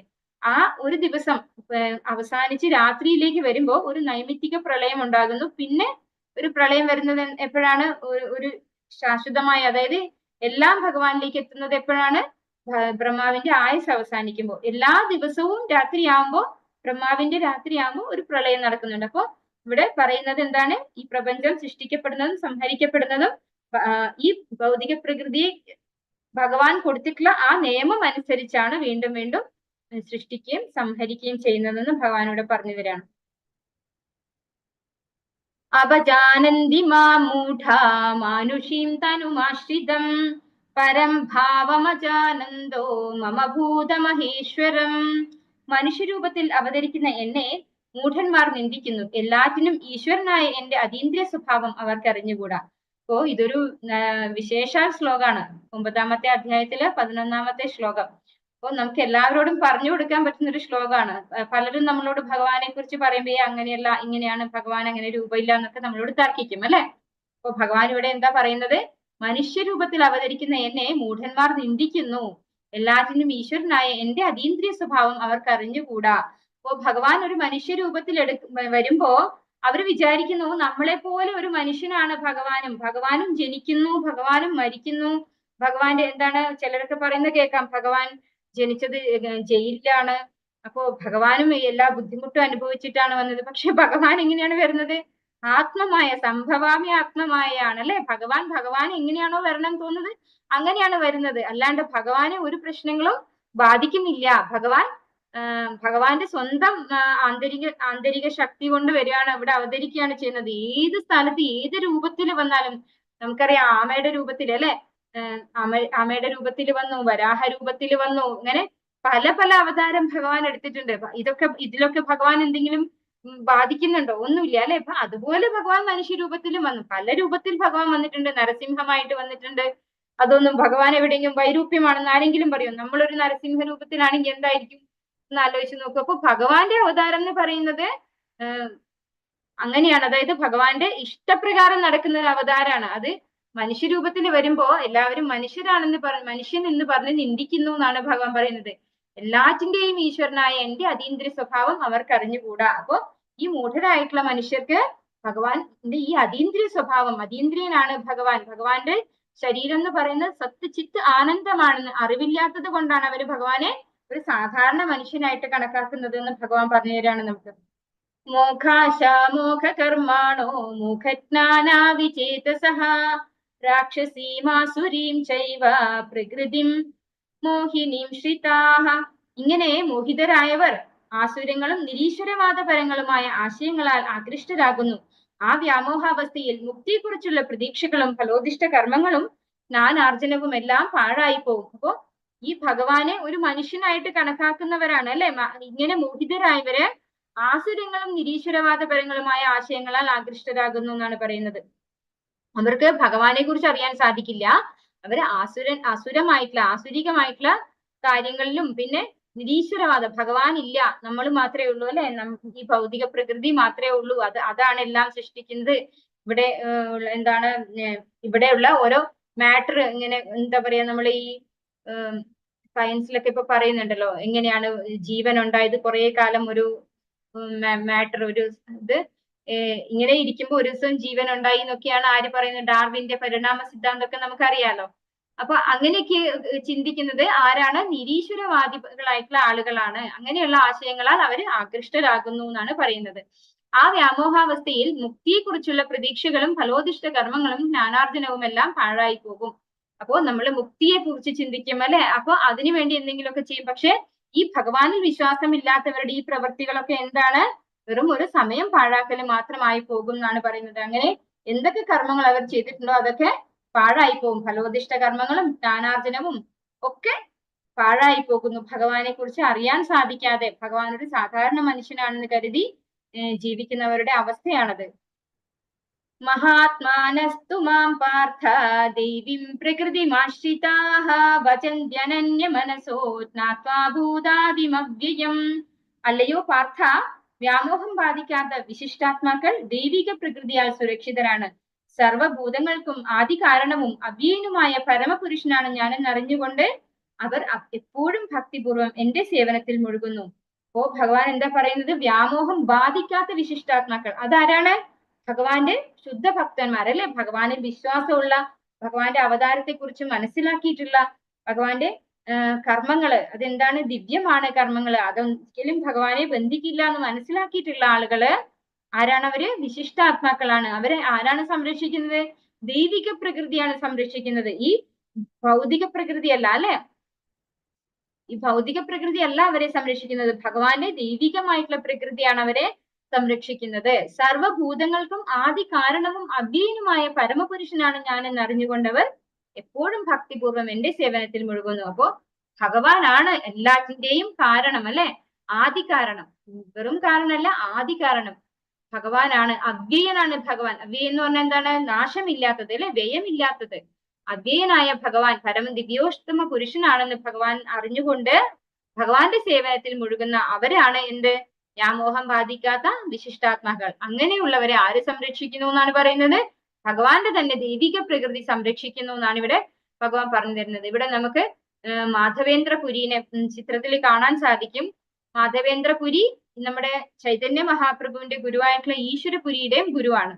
അദ്ദേഹം ഒരിക്കൽ ഇതുപോലെ വൃന്ദാവനത്തിൽ വന്നപ്പോ അദ്ദേഹത്തിന് ഭക്ഷണം ഒന്നും കിട്ടിയിട്ടുണ്ടായിരുന്നില്ല. മധുകരി ചെയ്തപ്പോ, അതായത് ഭിക്ഷ ചെയ്ത് ഒന്നും കിട്ടിയിട്ടുണ്ടായിരുന്നില്ല. അങ്ങനെ അദ്ദേഹം ഭഗവാന്റെ തിരുനാമം ജപിച്ചുകൊണ്ട് ഒരു വൃക്ഷത്തിന്റെ ചോട്ടിൽ ഇരിക്കുമ്പോ ഒരു പയ്യൻ, ഒരു കുട്ടി വന്നിട്ട് അദ്ദേഹത്തിന് പാല് കൊടുക്കുകയാണ്. ഈ പാല് തരാൻ പറഞ്ഞു, എന്റെ വീട്ടില് കറന്നെടുത്തിട്ടുള്ള പാലാണ് ഇത്, എന്റെ വീട്ടിൽ നിന്ന് തരാൻ പറഞ്ഞു, അങ്ങനെ കൊണ്ടുതരാണെന്ന് പറഞ്ഞ് അദ്ദേഹത്തിന് കുടിക്കാൻ കൊണ്ടു കൊടുക്കാണ്. പിന്നീട് രാത്രിയിൽ അദ്ദേഹം സ്വപ്നം കാണാണ്, അത് ഭഗവാൻ തന്നെയാണ് വന്നിട്ട്. അതാണ് പറയുന്നത്, ഭഗവാന്റെ ദൈവിക പ്രകൃതിയാണ് ഇത്തരത്തിൽ ഭഗവത് സേവനം ചെയ്യുന്ന ഭഗവാന്റെ ശുദ്ധ ഭക്തന്മാരെ സംരക്ഷിക്കുന്നത് എന്നാണ് പറയുന്നത്. ഒരു ദിവസം ഭക്ഷണം കിട്ടിയില്ല എന്ന് പറഞ്ഞവർക്ക് വിശന്നിരിക്കേണ്ട ആവശ്യം, ഭഗവാൻ തന്നെ കൊണ്ടു കൊടുക്കും അവർക്ക് അല്ലെ. സതതം കീർത്തയന്തോ മാം യദന്തശ്ച ദൃഢവ്രതാഃ നമസ്യന്തശ്ച മാം ഭക്ത്യാ നിത്യയുക്ത ഉപാസതേ. എല്ലായ്പ്പോഴും എന്റെ കീർത്തികൾ ആലപിച്ചും നിശ്ചയദാർഢ്യത്തോടെ പ്രയത്നിച്ചുകൊണ്ടും എന്റെ മുന്നിൽ പ്രണമിച്ചുകൊണ്ടും ഈ മഹാത്മാക്കൾ നിരന്തരം എന്നെ ഭക്തിയോടുകൂടി ആരാധിക്കുന്നു. ഇവിടെ ഭഗവാൻ ഉപയോഗിച്ച വാക്കെന്താണ്? സതതം കീർത്തയന്തോ മാം അല്ലെ, സദാസമയം ഭഗവാനെ കീർത്തിക്കാനാണ് ഭഗവാൻ പറഞ്ഞിരിക്കുന്നത്. അല്ലാണ്ട് ഏതെങ്കിലും 3 നേരമോ സന്ധ്യാസമയത്തോ ജപിക്കണമെന്ന് അല്ല ഭഗവാൻ പറഞ്ഞിരിക്കുന്നത്. സദാ ഭഗവാനെ കീർത്തിക്കണം എന്ന് തന്നെയാണ് ഭഗവാൻ പറയുന്നത്. എല്ലായ്പ്പോഴും എന്റെ കീർത്തികൾ ആലപിച്ചും നിശ്ചയദാർഢ്യത്തോടെ പ്രയത്നിച്ചുകൊണ്ടും. എന്ത് വേണം നമുക്ക്? നല്ല ഉറച്ച ബുദ്ധി വേണം അല്ലെ, നിശ്ചയദാർഢ്യം വേണം. അങ്ങനെ പ്രയത്നിച്ചുകൊണ്ടും. എന്താണ് പ്രയത്നം ചെയ്യേണ്ടത്? ഭഗവാന്റെ കീർത്തനങ്ങൾ ആലപിക്കാനും ഭഗവാനെ കുറിച്ച് പറഞ്ഞു കൊടുക്കാനും ഭഗവാന്റെ കാര്യങ്ങള് സംസാരിക്കാൻ അല്ലെ. 2 പേരോ അല്ലെ 4 പേരോ ചേർന്നിരിക്കുമ്പോൾ നമ്മൾ എന്ത് വേണം സംസാരിക്കാനായിട്ട്? ഭഗവാനെ കുറിച്ച് വേണം സംസാരിക്കാൻ. അങ്ങനെ നിശ്ചയദാർഢ്യത്തോടെ പ്രയത്നിച്ചുകൊണ്ടും എന്റെ മുന്നിൽ പ്രണമിച്ചുകൊണ്ടും, ഇപ്പൊ ഭഗവാനെ നമസ്കരിക്കണം നമ്മള്. എന്റെ മുന്നിൽ പ്രണമിച്ചുകൊണ്ടും ഈ മഹാത്മാക്കൾ നിരന്തരം എന്നെ ഭക്തിയോടുകൂടി ആരാധിക്കുന്നു. അപ്പോ ഭഗവാന്റെ ഭക്തന്മാർ എന്താണ് ചെയ്യുന്നതെന്നാണ് ഇവിടെ പറയുന്നത് അല്ലെ. ഭഗവാന്റെ ഭക്തന്മാരായിട്ടുള്ളവര് സദാ ഭഗവാന്റെ കീർത്തനങ്ങൾ ആലപിക്കുന്നു, ഭഗവാനെ പ്രണമിക്കുന്നു, പിന്നെയോ നിശ്ചയദാർഢ്യത്തോടെ പ്രയത്നിക്കുന്നു അല്ലെ. എന്താണ് അവരുടെ പ്രയത്നം? ഭഗവാന്റെ ഇന്ദ്രിയങ്ങളെ, അതായത് ഭഗവാന്റെ അതീന്ദ്രിയങ്ങളായിട്ടുള്ള ഇന്ദ്രിയങ്ങളെ സംതൃപ്തിപ്പെടുത്താനാണ് ആര് പ്രയത്നിക്കുന്നത്? ഭഗവാന്റെ ഭക്തന്മാര് പ്രയത്നിക്കുന്നത്. അങ്ങനെ അവര് സദാ ഭഗവാന്റെ ഭക്തിയുത സേവനത്തിൽ ഏർപ്പെടുന്നു എന്നാണ് ഭഗവാൻ ഇവിടെ പറഞ്ഞു തരുന്നത്. പിതാഹമസ്യ ജഗതോ മാതാദാതാ പിതാമഹഃ വേദ്യം പവിത്രമോംകാര ഋക്സാമയജുരേവ ച. ലോകത്തിന്റെ അമ്മയും അച്ഛനും രക്ഷകനും പിതാമഹനും ഞാൻ തന്നെ. അറിയേണ്ടതും പവിത്രമാകുന്നതും പ്രണവവും ഋക് സാമ യജുർവേദങ്ങളും ഞാൻ തന്നെ. അപ്പൊ ഇവിടെ ഭഗവാൻ എന്താ പറയുന്നത്? ലോകത്തിന്റെ അമ്മയും അച്ഛനും രക്ഷകനും പിതാമഹനും ഞാൻ തന്നെയാണെന്നാണ് പറയുന്നത്. അപ്പൊ ഈ സകല ലോകത്തിന്റെയും ഒറിജിൻ എവിടെയാണ്? ഭഗവാനാണല്ലേ. അഹം സർവസ്യ പ്രഭുവും ഭഗവാൻ പറഞ്ഞിട്ടുണ്ട് അല്ലെ. എല്ലാം എന്നിൽ നിന്നാണ് വന്നിട്ടുള്ളതെന്ന് ഭഗവാൻ പറയുന്നുണ്ട്. അപ്പോ ഭഗവാൻ നിന്ന് വന്നത് കൊണ്ട് തന്നെ ഈ പ്രപഞ്ചത്തിന്റെ മുഴുവൻ അമ്മയും അച്ഛനും ആരാണ്? ഭഗവാനാണ്. ഭഗവാനാണ് എല്ലാവരെയും രക്ഷിക്കുന്നത് അല്ലെ. അങ്ങനെ ഭഗവാനാണ് രക്ഷിക്കുന്നത്. രക്ഷകൻ ഭഗവാനാണ്. പിതാമഹനും, കാരണം ആദി പുരുഷനാണ് ഭഗവാൻ. ഏറ്റവും ആദ്യത്തെ ജീവസത്ത അല്ലെ, ആദ്യം ഉണ്ടായിട്ടുള്ള വ്യക്തി. ഭഗവാന്റെ മേലെ വേറെ ആരുമില്ല. നാണ്യം എന്താണ്? മത്ത പരതരം നാണ്യത്ത് നമ്മൾ കഴിഞ്ഞ അധ്യായത്തിൽ പഠിച്ചു അല്ലെ. ഭഗവാന് എബോവ് ആയിട്ട്, ഭഗവാന്റെ മുകളിലായിട്ട് ആരും തന്നെ ഇല്ല. അപ്പൊ അതുകൊണ്ട് തന്നെ ആരാണ് ഭഗവാൻ? പിതാമഹനാണ്. എല്ലാവരുടെയും പിതാമഹനും ഞാൻ തന്നെ. അറിയേണ്ടതും പവിത്രമാകുന്നതും പ്രണവവും, അതായത് ഭഗവാനെ കുറിച്ചാണ് എല്ലാവർക്കും അറിയേണ്ടത് അല്ലെ. ഓരോ ജീവാത്മാവിന്റെയും ലക്ഷ്യം എന്താണ്? ഈ ഭഗവാനെ കുറിച്ച് അറിഞ്ഞ് ഭഗവാനെ കീർത്തിച്ച് ഭഗവാന്റെ അടുത്തേക്ക് മടങ്ങുക എന്നുള്ളതാണ് ലക്ഷ്യം. അത് മറന്നുപോയി ഈ ഭൗതിക ലോകത്ത് നമ്മളിങ്ങനെ നീന്തിക്കൊണ്ടിരിക്കുകയാണ് അല്ലെ. ഓരോ കാര്യങ്ങൾ ചെയ്ത് നമുക്ക് അറിയില്ല ഭഗവാനെയാണ് അറിയേണ്ടത് എന്നുള്ളത് കൊണ്ട് നമ്മൾ ഈ ഭൗതിക ലോകത്ത് ഇങ്ങനെ ജനിച്ചു മരിച്ചുകൊണ്ടിരിക്കുകയാണ്. അപ്പൊ യഥാർത്ഥത്തിൽ അറിയേണ്ടത് ഭഗവാനെ കുറിച്ചാണ്. പവിത്രമാകുന്നത്, പവിത്രം എന്ന് പറഞ്ഞാൽ എന്താണ്? ഏറ്റവും പ്യൂർ ആയിട്ടുള്ളത് അല്ലെ. ഏറ്റവും എന്താ പറയാ, പവിത്രം എന്നുള്ളതിന് വേറെ വാക്കുണ്ടോന്ന് അറിയില്ല. ഏറ്റവും പ്യൂർ ആയിട്ട് ഉള്ളതും ഭഗവാനാണ്. പ്രണവം എന്ന് പറഞ്ഞാൽ നമ്മൾ പഠിച്ചു ഓംകാരമാണ് അല്ലെ. ഓംകാരം ആരാണ്? ഭഗവാൻ തന്നെയാണെന്ന് പറയുന്നു. ഋക് സാമ യജുർവേദങ്ങളും ഞാൻ തന്നെ. ഇവിടെ 3 വേദങ്ങളെയാണ് പറഞ്ഞിട്ടുള്ളത്. ഋക് സാമ യജുർവേദങ്ങൾ. അഥർവവേദം ഇവിടെ പറഞ്ഞിട്ടില്ല. അഥർവവേദം നമുക്കറിയാം ഒരു ബ്ലാക്ക് മാജിക് ഒക്കെയാണ് കാണിക്കുന്നത്. പക്ഷെ എല്ലാം വന്നിട്ടുള്ളത് ഭഗവാനിൽ നിന്നാണെങ്കിലും ഭഗവാൻ ഇവിടെ എടുത്തു പറയുന്നു ഋക് സാമ യജുർവേദങ്ങളും ഞാൻ തന്നെയാണ് എന്ന്. ലക്ഷ്യവും ഭരണകർത്താവും പ്രഭുവും സാക്ഷിയും വാസസ്ഥാനവും ആശ്രയവും ഉറ്റമിത്രവും ഞാനാകുന്നു. സൃഷ്ടിയും സംഹാരവും എല്ലാത്തിന്റെയും അടിസ്ഥാനവും ശാശ്വതമായ ബീജവും ഞാൻ തന്നെ. അപ്പോ ഭഗവാനാണ് ലക്ഷ്യം, ഭഗവാനാണ് ഭരണകർത്താവ്, പിന്നെയോ പ്രഭുവും സാക്ഷിയും. ഭഗവാനാണ് സാക്ഷി അല്ലെ. നമ്മുടെ പ്രഭു ഭഗവാനാണ്. അതായത് നമുക്ക് എന്താണ് പറയാ, നമുക്ക് എല്ലാത്തിനും ആശ്രയിക്കാൻ പറ്റുന്ന ആള്, അതാണ് പ്രഭു എന്ന് ഉദ്ദേശിക്കുന്നത് അല്ലെ. പ്രഭുവും സാക്ഷി പറഞ്ഞാൽ എന്താണ്? നമ്മുടെ ഏതൊരു കർമ്മവും വിറ്റ്നസ് ചെയ്യുന്ന ആളാണ് ഭഗവാൻ അല്ലെ. ഉപദ്രഷ്ടാനുമന്താച്ച പറയുന്നുണ്ട് 13ാമത്തെ അധ്യായത്തില്. ഭഗവാന് പരമാത്മാവായിട്ട് എല്ലാവരുടെയും ഹൃദയത്തിലും ഇരുന്ന് ഓരോരുത്തരുടെയും പ്രവൃത്തികളെ, ചിന്തകളെ അല്ലെ, എല്ലാ കാര്യങ്ങളും വീക്ഷിക്കുന്നത്, സാക്ഷിയായിട്ടിരിക്കുന്നത് ഭഗവാനാണ്. വാസസ്ഥാനവും ആശ്രയവും, അതായത് നമ്മുടെ വാസസ്ഥാനം ആരാണ്? ഭഗവാനാണല്ലേ. നമുക്കൊക്കെ റെസ്റ്റ് ചെയ്യേണ്ടത് ഭഗവാന്റെ പാതാരവിന്ദങ്ങളിലാണ്. അങ്ങനെ വാസസ്ഥാനവും ആശ്രയവും, നമുക്ക് വേറൊരു ആശ്രയവും ഇല്ല. ഭഗവാനാണ് ഒരേ ഒരു ആശ്രയം. ഉറ്റമിത്രവും ഞാനാകുന്നു അല്ലെ. ഭോക്താരം യത്ന തപസാം സർവലോക മഹേശ്വരം സുഹൃതം സർവഭൂതാനം. ഭഗവാൻ പറഞ്ഞിട്ടുണ്ട് അല്ലെ. സുഹൃതം സർവഭൂതാനാം മാം ശാന്തി ഗച്ഛതി. അപ്പൊ ഭഗവാൻ പറയുന്നു ഇവിടെയും എല്ലാവരുടെയും വാസസ്ഥാനവും ആശ്രയവും ഉറ്റമിത്രവും ഞാനാകുന്നു. സൃഷ്ടിയും സംഹാരവും എല്ലാറ്റിന്റെയും അടിസ്ഥാനവും ശാശ്വതമായ ബീജവും ഞാൻ തന്നെ.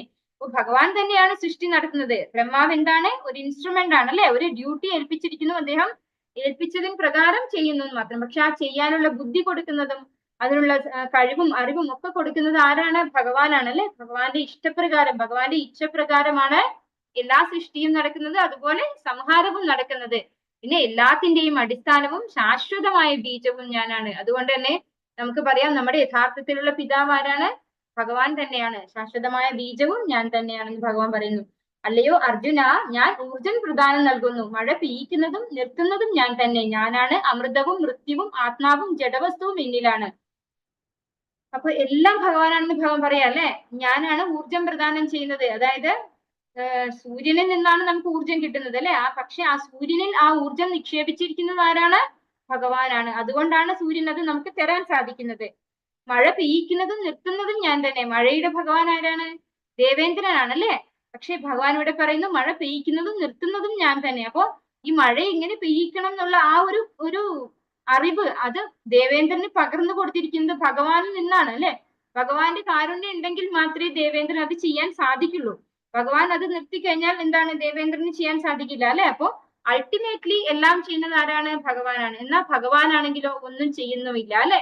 ആ രീതിയിലാണ് ഭഗവാൻ ഇരിക്കുന്നത്. അപ്പൊ ഞാനാണ് അമൃതവും മൃത്യുവും. മൃത്യുവായിട്ട്, അതായത് ഭഗവാന്റെ തിരുനാമം ജപിക്കാത്തവർക്ക് ഭഗവാനെ എങ്ങനെയാ കാണാൻ സാധിക്കുക? മൃത്യുവിന്റെ രൂപത്തിലാണ് സാധിക്കുക. അപ്പൊ അമൃതവും ഭഗവാൻ തന്നെയാണ്, മൃത്യുവും ഭഗവാൻ തന്നെയാണ്, ആത്മാവും ജഡവസ്തുവും എന്നിലാണ്. അപ്പൊ ഭഗവാനിലാണ് ആത്മാവുള്ളതും ജഡവസ്തു ഉള്ളതും. കാരണം എന്തുകൊണ്ടാണ്? ആത്മാവ് വന്നിരിക്കുന്നത് ഭഗവാന്റെ അഹം ബീജപദ പിത അല്ലെ, ഭഗവാനിൽ നിന്ന് വന്നിരിക്കുന്നതാണ്. ജഡവസ്തു എന്താണ്? ഈ ഭൗതിക പ്രകൃതിയിലെ 5 എലമെന്റ്സ് ആണ് നമ്മൾ ഈ ജഡവസ്തു നമ്മൾ പഠിച്ചു. ഈ ഭൗതിക പ്രകൃതി എന്താണ്? ഭഗവാന്റെ തന്നെ ബഹിരംഗ ശക്തിയാണ് അല്ലെ. അപ്പൊ എല്ലാം ഉള്ളത് ആരിൽ നിന്നാണ് വരുന്നത്? ഭഗവാനിൽ നിന്നാണ്. അപ്പൊ നമുക്ക് അങ്ങനെ നോക്കിക്കഴിഞ്ഞാൽ ഭഗവാൻ ഇല്ലാത്തതായിട്ട് യാതൊന്നും നമുക്ക് ഇവിടെ കാണാൻ സാധിക്കില്ല. സ്വർഗീയ സുഖങ്ങൾ കാക്ഷിച്ച് വേദപഠനം നടത്തുന്നവരും സോമപാനം ചെയ്യുന്നവരും മറ്റൊരു വിധത്തിൽ ഭജിക്കുന്നത് എന്നെ തന്നെ ആകുന്നു. പാപഫലങ്ങളിൽ നിന്ന് മുക്തരായി പുണ്യലോകമായ ഇന്ദ്രന്റെ സ്വർഗത്തിൽ ജനിച്ചവർ ദിവ്യ സുഖങ്ങളെ അനുഭവിക്കുന്നു. അപ്പോ സ്വർഗീയ സുഖങ്ങൾ കാക്ഷിച്ചാണ് വേദപഠനം നടത്തുന്നതെന്നാണ് പറയുന്നത്. അപ്പോ വേദപഠനം നടത്തുന്നവരെ നമ്മൾ പറഞ്ഞു, എന്താണ് പറയാ, വെറുതെ ഈ ലിറ്ററേച്ചർ ആയിട്ട് പഠിക്കുക അല്ലെ, നമ്മള് പഠിക്കാൻ വേണ്ടി പഠിക്കുക. ഭഗവാന് സേവനം ചെയ്യാത്ത ആൾക്കാർ, ബ്രഹ്മത്തിലാണ് അവര് വിശ്വസിക്കുന്നത് എന്ന് പറഞ്ഞ ആൾക്കാരുണ്ടല്ലോ, അവര് വേദം പഠിക്കുന്നത് എന്തിനു വേണ്ടിയാണ്? അവർക്ക് സ്വർഗത്തിൽ പോയിട്ട് സോമപാനം ചെയ്യാൻ, അതായത് സുഖങ്ങൾ ആസ്വദിക്കാൻ വേണ്ടിയാണ് അവരത് ചെയ്യുന്നതെന്നാണ് ഇവിടെ പറയുന്നത്. അപ്പോ പാപങ്ങളിൽ നിന്ന് മുക്തരായി പുണ്യലോകമായ ഇന്ദ്രന്റെ സ്വർഗത്തിൽ ജനിച്ചവർ ദിവ്യസുഖങ്ങളെ അനുഭവിക്കുന്നു.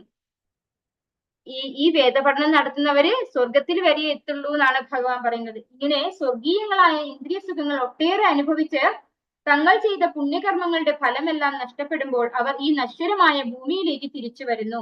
വേദത്രയ പ്രമാണങ്ങളിൽ ഉറച്ചു നിൽക്കുന്ന സുഖാനുഭോഗ അന്വേഷികൾക്ക് ജന്മമൃത്യു പരമ്പരയല്ലാതെ മറ്റൊന്നും കിട്ടാനില്ല. ഇവിടെയും വേദത്രയം എന്നാണ് പറയുന്നത് അല്ലെ. ഋക് സാമ യജുർവേദങ്ങളെയാണ് ഭഗവാൻ ഇവിടെ വേദത്രയം എന്ന് പറയുന്നത്. അപ്പൊ ഇങ്ങനെ സ്വർഗീയ സുഖങ്ങൾ, ഇന്ദ്രിയ സുഖങ്ങൾ അനുഭവിച്ചിട്ട് അവരെന്താണ് ചെയ്യുന്നത്? നമ്മളെ ബാങ്കിലിട്ട പൈസ നമ്മൾ എടുത്ത് നമ്മള് സുഖമായിട്ട് ജീവിക്കുന്നത് പോലെയാണ് നമ്മൾ സ്വർഗത്തിൽ പോയിട്ട് ജീവിക്കുന്നത്. നമ്മുടെ പുണ്യം എത്രത്തോളം ഉണ്ടോ അത്രത്തോളമാണ് നമുക്ക് സ്വർഗീയ ഗ്രഹങ്ങളിൽ നമുക്ക് ജീവിക്കാൻ സാധിക്കുക. ആ പുണ്യം തീർന്നു കഴിയുമ്പോ, ആ ബാലൻസ് 0 ആകുമ്പോ നമ്മൾ എന്ത് വേണം? തിരിച്ചു വീണ്ടും ഭൗതിക ലോകത്തേക്ക് വരണം. അവർ ഈ നശ്വരമായ ഭൂമിയിലേക്ക് തിരിച്ചു വരുന്നു. എന്നിട്ടോ വേദത്രയ പ്രമാണങ്ങളിൽ ഉറച്ചു നിൽക്കുന്ന സുഖാനുഭോഗ അന്വേഷികൾക്ക് എന്താണ് കിട്ടുക? ജന്മമൃത്യു പരമ്പര മാത്രമാണ് കിട്ടുക എന്നാണ് പറയുന്നത്. അപ്പൊ ഈ വേദപ്രമാണങ്ങളിൽ ഉറച്ചു നിന്നത് കൊണ്ട് പ്രത്യേകിച്ച് ഒന്നും കിട്ടാനില്ല അല്ലെ, സ്വർഗീയ സുഖം മാത്രമേ കിട്ടുള്ളൂ എന്നാണ് ഭഗവാൻ പറഞ്ഞു തരുന്നത്. അനന്യാചിന്തയന്തോ മാം യേ ജനാഃ പര്യുപാസതേ തേഷാം നിത്യാഭിയുക്താനാം യോഗക്ഷേമം വഹാമ്യഹം. എന്റെ ദിവ്യരൂപത്തെ ധ്യാനിച്ചുകൊണ്ട് പൂർണ്ണമായ ഭക്തിയോടെ ആരാണോ എന്നെ എല്ലായ്പ്പോഴും ആരാധിക്കുന്നത് അവർക്ക് വേണ്ടുന്നതെല്ലാം ഞാൻ നൽകും, അവർക്കുള്ളതെല്ലാം ഞാൻ നിലനിർത്തുകയും ചെയ്യും. അപ്പോ ഈ കഴിഞ്ഞ ശ്ലോകങ്ങളിൽ ഭഗവാൻ സ്വർഗീയ ഗ്രഹങ്ങളിലുള്ള സുഖത്തെ കുറിച്ച് പറഞ്ഞിരിക്കുന്നത് ആർക്കാണ് കിട്ടുന്നത്? അത് വേദപഠനം, വേദം പഠിച്ചത് കൊണ്ട് കിട്ടുന്നത് സ്വർഗീയ സുഖം മാത്രമാണ്. ആ സ്വർഗീയ സുഖം എന്താണ്? നശ്വരമാണ് അല്ലെ. അക്കൗണ്ട് ബാലൻസ് തീരുന്നത് പോലെ നമ്മുടെ പുണ്യങ്ങളൊക്കെ തീരുമ്പോൾ നമ്മൾ തിരിച്ചു വീണ്ടും ഭൗതിക ലോകത്ത് വരണം. പക്ഷേ ഭഗവാൻ ഇപ്പൊ പറയുന്നത് ആരെ കുറിച്ചാണ്? ഭഗവാന്റെ ഭക്തന്മാരെ കുറിച്ചാണ് അല്ലെ. അനന്യാചിന്തയന്തോ മാം, അതായത് ഭഗവാനെ കുറിച്ചല്ലാതെ മറ്റൊന്നും ചിന്തിക്കാനില്ലാത്ത ആൾക്കാരാണ് അവര് അല്ലെ. യേജനാ പര്യുപാസതേ തേഷാം നിത്യാഭിയുക്താനാം യോഗക്ഷേമം വഹാമ്യഹം എന്നാണ് ഭഗവാൻ പറയുന്നത്. അതായത് അങ്ങനെ ഭഗവാനെ ധ്യാനിക്കുന്ന, ഭഗവാനെ ആരാധിക്കുന്ന, ഭഗവാന്റെ ഭക്തി സേവനത്തിൽ ഏർപ്പെടുന്ന ഭക്തന്മാർക്ക് ഭഗവാൻ അവർക്ക് വേണ്ടുന്നതെല്ലാം ഞാൻ നൽകും എന്നാണ് പറയുന്നത്. അവർക്കുള്ളതെല്ലാം ഞാൻ നിലനിർത്തുകയും ചെയ്യും. അപ്പോ അവർക്ക് എല്ലാം വേണ്ടതൊക്കെ കൊടുക്കുന്നത് ആരാണ്? ഭഗവാനാണ്. അവർക്ക് വേണ്ടതൊക്കെ ഭഗവാൻ നിലനിർത്തുകയും ചെയ്യും. ശരിക്കും ശുദ്ധഭക്തന്മാർക്ക് എന്താ വേണ്ടത്? ഭഗവാനിലുള്ള ഭക്തി മാത്രമാണ് അവർക്ക് ആകെ വേണ്ടത് അല്ലെ. അവർക്ക് വേറെ ഒന്നിനോടും താല്പര്യമില്ല. ഈ ഭൗതികമായിട്ടുള്ള നശ്വരമായിട്ടുള്ള സാധനങ്ങളോടൊന്നും തന്നെ ആർക്ക് താല്പര്യമില്ല? ഭഗവാന്റെ ഭക്തന്മാർക്ക് താല്പര്യമില്ല. പക്ഷെ അവർക്ക് ലൈഫിൽ ജീവിക്കാൻ വേണ്ടുന്നത് ആര് കൊടുക്കും? ഭഗവാൻ കൊടുക്കും എന്നാണ് ഭഗവാൻ പറയുന്നത്. അവർക്കുള്ളത് ഭഗവാൻ നിലനിർത്തുകയും ചെയ്യും. അത് സംരക്ഷിക്കുന്നത് ആരാണ്? ഭഗവാൻ തന്നെയാണ്. ദേവതാ ഭക്താ യജന്തേ ശ്രദ്ധയാന്വിതാഃ തേപി മാമേവ കൗന്ദേയ യജന്ത്യ വിധിപൂർവകം. മറ്റു ദേവന്മാരുടെ ഭക്തന്മാരും വിശ്വാസപൂർവം അവരെ ഉപാസിക്കുന്നവരും വാസ്തവത്തിൽ എന്നെ തന്നെയാണ് ഉപാസിക്കുന്നത്. കുന്തിപുത്ര, എന്നാൽ അവരങ്ങനെ ചെയ്യുന്നത് വിധിപ്രകാരമല്ല. അപ്പൊ ഇവിടെ ഭഗവാൻ അന്യദേവത ആരാധന നടത്തുന്നവരെ കുറിച്ചാണ് ഭഗവാൻ പറയുന്നത് അല്ലെ. മറ്റു ദേവന്മാരെ വിശ്വാസപൂർവം ഉപാസിക്കുന്നവരും ആശ്രയിക്കുന്നവരും വാസ്തവത്തിൽ എന്നെ തന്നെയാണ് ഉപാസിക്കുന്നത് എന്നാണ് ഭഗവാൻ പറയുന്നത്. അതായത് പക്ഷെ അവർ ചെയ്യുന്നത് എന്താണ്? വിധിപ്രകാരമല്ല. വിധിപ്രകാരമുള്ള ആരാധന ആർക്കാണ് കൊടുക്കേണ്ടത്? നമ്മള് ഭഗവാനാണ് അല്ലെ? ഭഗവാന് വേണ്ടിയാണ് ചെയ്യുന്നത്. പക്ഷെ ഭഗവാന് വിശ്വാസം ഇല്ല, എന്നാൽ അന്യദേവതമാരെ ആരാധിക്കുന്നു. അപ്പൊ ഈ ഒരു ആരാധനയിലൂടെയും അറിയാതെ നമ്മൾ ഇൻഡയറക്റ്റ് ആയിട്ട് ഭഗവാനെയാണ് ഉപാസിക്കുന്നത് എന്നാണ് ഭഗവാൻ പറയുന്നത്. പക്ഷെ അവര് ചെയ്യുന്നത് വിധിപ്രകാരമല്ല. കാരണം എന്തുകൊണ്ടാണ്? ഈ ദേവന്മാർക്കൊക്കെ ഉള്ള കഴിവ് കൊടുത്തിരിക്കുന്നത് ആരാണ്? ഭഗവാനാണ് അല്ലെ? ഭഗവാന്റെ കാരുണ്യം കൊണ്ടാണ് അവർക്ക് ഈ ആശ്രയിക്കുന്നവരെ സംരക്ഷിക്കാൻ സാധിക്കുന്നത്. പക്ഷെ ഭൗതികമായി മാത്രം ആഗ്രഹിക്കുന്നത് കൊണ്ടാണ് അവർക്ക് അന്യദേവതമാരെ ആരാധിക്കേണ്ടി വരുന്നത്. അങ്ങനെ അവർക്ക് ആരാധിക്കാനുള്ള ബുദ്ധി കൊടുക്കുന്നതും ആരാണ്? ഭഗവാൻ തന്നെയാണ്. ഭഗവാൻ തന്നെയാണ്. ഇപ്പൊ നമ്മൾക്ക് എന്തെങ്കിലും ഭൗതികമായ ആഗ്രഹമുണ്ട്, അത് ഭഗവാൻ തരാൻ ഉദ്ദേശിക്കുന്നില്ല. അപ്പൊ ഭഗവാൻ നമ്മളോടുള്ള കാരുണ്യം കാണിച്ച് നമുക്ക് മറ്റു ദേവന്മാരെ ആശ്രയിക്കാനുള്ള ബുദ്ധിയും തരുന്നത് ഭഗവാനാണ്. ഒടുവിൽ നമുക്ക് എല്ലാവരുടെയും പരമമായ ആശ്രയം ആരാണ്? ഭഗവാനാണ് അല്ലെ? ഈ ജന്മം അവർക്ക് ഭഗവാന്റെ അടുത്ത് എത്താൻ പറ്റിയില്ലെങ്കിലും ഏതെങ്കിലും ഒരു ജന്മത്തിൽ എല്ലാ ജീവാത്മാക്കളും ഭഗവാന്റെ അടുത്തേക്ക് തിരിച്ചു പോകേണ്ടവർ തന്നെയാണ്. യാന്തി ദേവവ്രതാ ദേവാൻ പിതൃന്യാന്തി പിതൃവ്രതാഃ ഭൂതാനി യാന്തി ഭൂതേജ്യാ യാന്തി മദ്യാജിനോഭിമാം. ദേവന്മാരെ ആരാധിക്കുന്നവർ ദേവന്മാരോടൊപ്പം ജനിക്കും, പിതൃപൂജകർ പിതൃക്കളോടൊപ്പം ജനിക്കും, ഭൂതപ്രേതാദികളെ ഉപാസിക്കുന്നവരാകട്ടെ അവരോടൊപ്പം ആവും ജനിക്കുക. എന്നെ ആരാധിക്കുന്ന ഭക്തന്മാർ എന്നോടൊപ്പം ജീവിക്കും. അപ്പൊ ഇവിടെ ഭഗവാൻ വ്യക്തമായിട്ട് പറയുകയാണെന്ത്? ദേവന്മാരെ ആരാധിക്കുന്നവർ ദേവന്മാരോടൊപ്പം ജനിക്കും. അപ്പോ നമ്മൾ ഏത് ദേവനെയാണോ ആരാധിക്കുന്നത് ആ ദേവന്റെ സ്ഥലത്ത്, അതായത് ആ ദേവൻ എവിടെയാണോ ഇരിക്കുന്നത്, ആ ധാമം എവിടെയാണോ അവിടേക്കാണ് നമ്മൾ പോയി ജനിക്കുക. പിന്നെയോ പിതൃപൂജകർ പിതൃക്കളോടൊപ്പം ജനിക്കും. ചിലര് പിതൃക്കളെ ആയിരിക്കും അല്ലെ, അങ്ങനെ പിതൃക്കൾ, അതായത് നമ്മുടെ പിതൃക്കളായിട്ടുള്ളവരെ ആരാധിക്കുക. അപ്പൊ അവർക്കും ഒരു സ്ഥലമുണ്ട്. ആ പിതൃക്കളുടെ സ്ഥലത്ത്, അതായത് ആ ഒരു ധാമത്തിലേക്ക് അവര് പോകും. പക്ഷെ എല്ലാം എവിടെയാണ്? ഈ ഒരു ബ്രഹ്മാണ്ടത്തിനകത്താണ്, പുറത്തല്ല. അപ്പൊ ഈ ബ്രഹ്മാണ്ടത്തിനകത്തുള്ളതെല്ലാം എന്താണ്? നശ്വരമാണ് അല്ലെ? അതായത് ബ്രഹ്മാവിന്റെ ആയുസ് വരെ മാത്രം നിലനിൽക്കുന്നതാണ് ഈ ബ്രഹ്മാണ്ടത്തിലുള്ളതെല്ലാം. പിന്നെ എല്ലാത്തിനും എന്താണ്? തിരിച്ചു വീണ്ടും ആ കാലാവധി കഴിയുമ്പോൾ തിരിച്ചു വീണ്ടും ഭൂമിയിലേക്ക് വരേണ്ടതുണ്ട്. ഈ ഉപരിലോകങ്ങളിൽ നമുക്ക് പെർമനന്റ് ആയിട്ട് ഇരിക്കാൻ സാധിക്കില്ല. ഭൂതപ്രേതാദികളെ ഉപാസിക്കുന്നവരാകട്ടെ അവരോടൊപ്പം ആവും ജനിക്കുക. അപ്പോ ഭൂതപ്രേത പിശാചുക്കൾക്കും ഉണ്ട് ഒരു സ്ഥലം, അവിടെയാവും അവരെ ആരാധിക്കുന്നവരെത്തുക. എന്നെ ആരാധിക്കുന്ന ഭക്തന്മാർ എന്നോടൊപ്പം ജീവിക്കും എന്നാണ് പറയുന്നത്. ഭഗവാന്റെ ധാമം എവിടെയാണ്? ഭഗവാന്റെ പരമമായ ധാമം ഗോലോക വൃന്ദാവനമാണ് അല്ലെ? പിന്നെ വൈകുണ്ഠ ഗ്രഹങ്ങളും ഉണ്ട്. അപ്പോ ഭഗവാന്റെ ധാമത്തിൽ ഭഗവാനെ ആരാധിക്കുന്നവർ ഭഗവാന്റെ ധാമത്തിലാണ് എത്തുക. ദേവന്മാരെ ആരാധിക്കുന്നവർ ദേവന്മാരോടൊപ്പം ജീവിക്കും, പിതൃക്കൾ പിതൃക്കളോടൊപ്പം, ഭൂതപ്രേതങ്ങളെ ആരാധിക്കുന്നവർ അവരുടെ ഒപ്പവും ആവും ജനിക്കുക എന്ന് ഭഗവാൻ പറയുന്നു. പത്രം പുഷ്പം ഫലം തോയം യോ മേ ഭക്ത്യാ പ്രയച്ഛതി തദഹം ഭക്ത്യുപഹൃതം അശ്നാമി പ്രയതാത്മനഃ. സ്നേഹത്തോടും ഭക്തിയോടും കൂടി ഒരാൾ എനിക്ക് അർപ്പിക്കുന്നത് എന്തും, ഇലയോ പൂവോ ഫലമോ ജലമോ ആകട്ടെ, ഞാനത് സ്വീകരിക്കും. അപ്പോ ഭഗവാൻ ആദ്യം പറഞ്ഞ ശ്ലോകത്തിൽ സുസുഖം കർത്തും അവ്യയം എന്നൊരു വാക്ക് ഉപയോഗിച്ചിട്ടുണ്ട് അല്ലെ?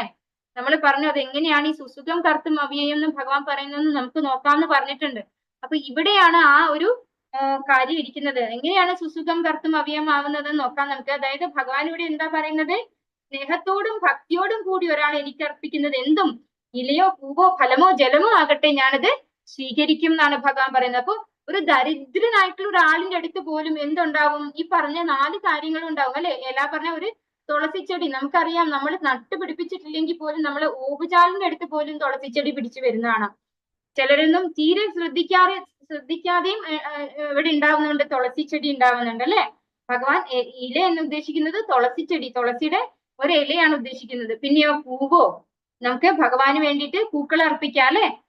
പൂവോ ഫലമോ ജലമോ, മാങ്ങ ചക്ക, ഇതൊക്കെ ഏതൊരു ദരിദ്രന്റെ വീട്ടിലും നമുക്ക് കാണാൻ സാധിക്കും. അപ്പോ ജലം, വെള്ളമില്ലാതെ ഒരു വീടും ഉണ്ടാവില്ല അല്ലെ? എല്ലാവർക്കും കുടിക്കാൻ വെള്ളം അത്യാവശ്യമാണ്. അപ്പോ ഈ 4 സാധനങ്ങളും എല്ലാവർക്കും അവൈലബിൾ ആണ്. അപ്പോ ഇത് ഭഗവാന് ഓഫർ ചെയ്യാൻ എന്താണ്, നമുക്ക് പ്രത്യേകിച്ച് ഒരു സാമ്പത്തിക ഉന്നതിയുടെ ആവശ്യമില്ല അല്ലെ? നമുക്ക് വലിയൊരു ഫീസ്റ്റ് ഉണ്ടാക്കി കൊടുക്കണമെങ്കിൽ ചിലപ്പോൾ എല്ലാവർക്കും സാധിച്ചു എന്ന് വരില്ല. ഭഗവാൻ ഒരു സദ്യ ഉണ്ടാക്കി കൊടുക്കണം, എല്ലാ ദിവസവും ഭഗവാന് കുറച്ച് നന്നായി ആഹാരം കൊടുക്കണമെങ്കിൽ നമ്മൾക്ക് എല്ലാവർക്കും സാധിച്ചു എന്ന് വരില്ല. പക്ഷെ ഭഗവാൻ എന്തേ ചോദിക്കുന്നുള്ളൂ ഇവിടെ?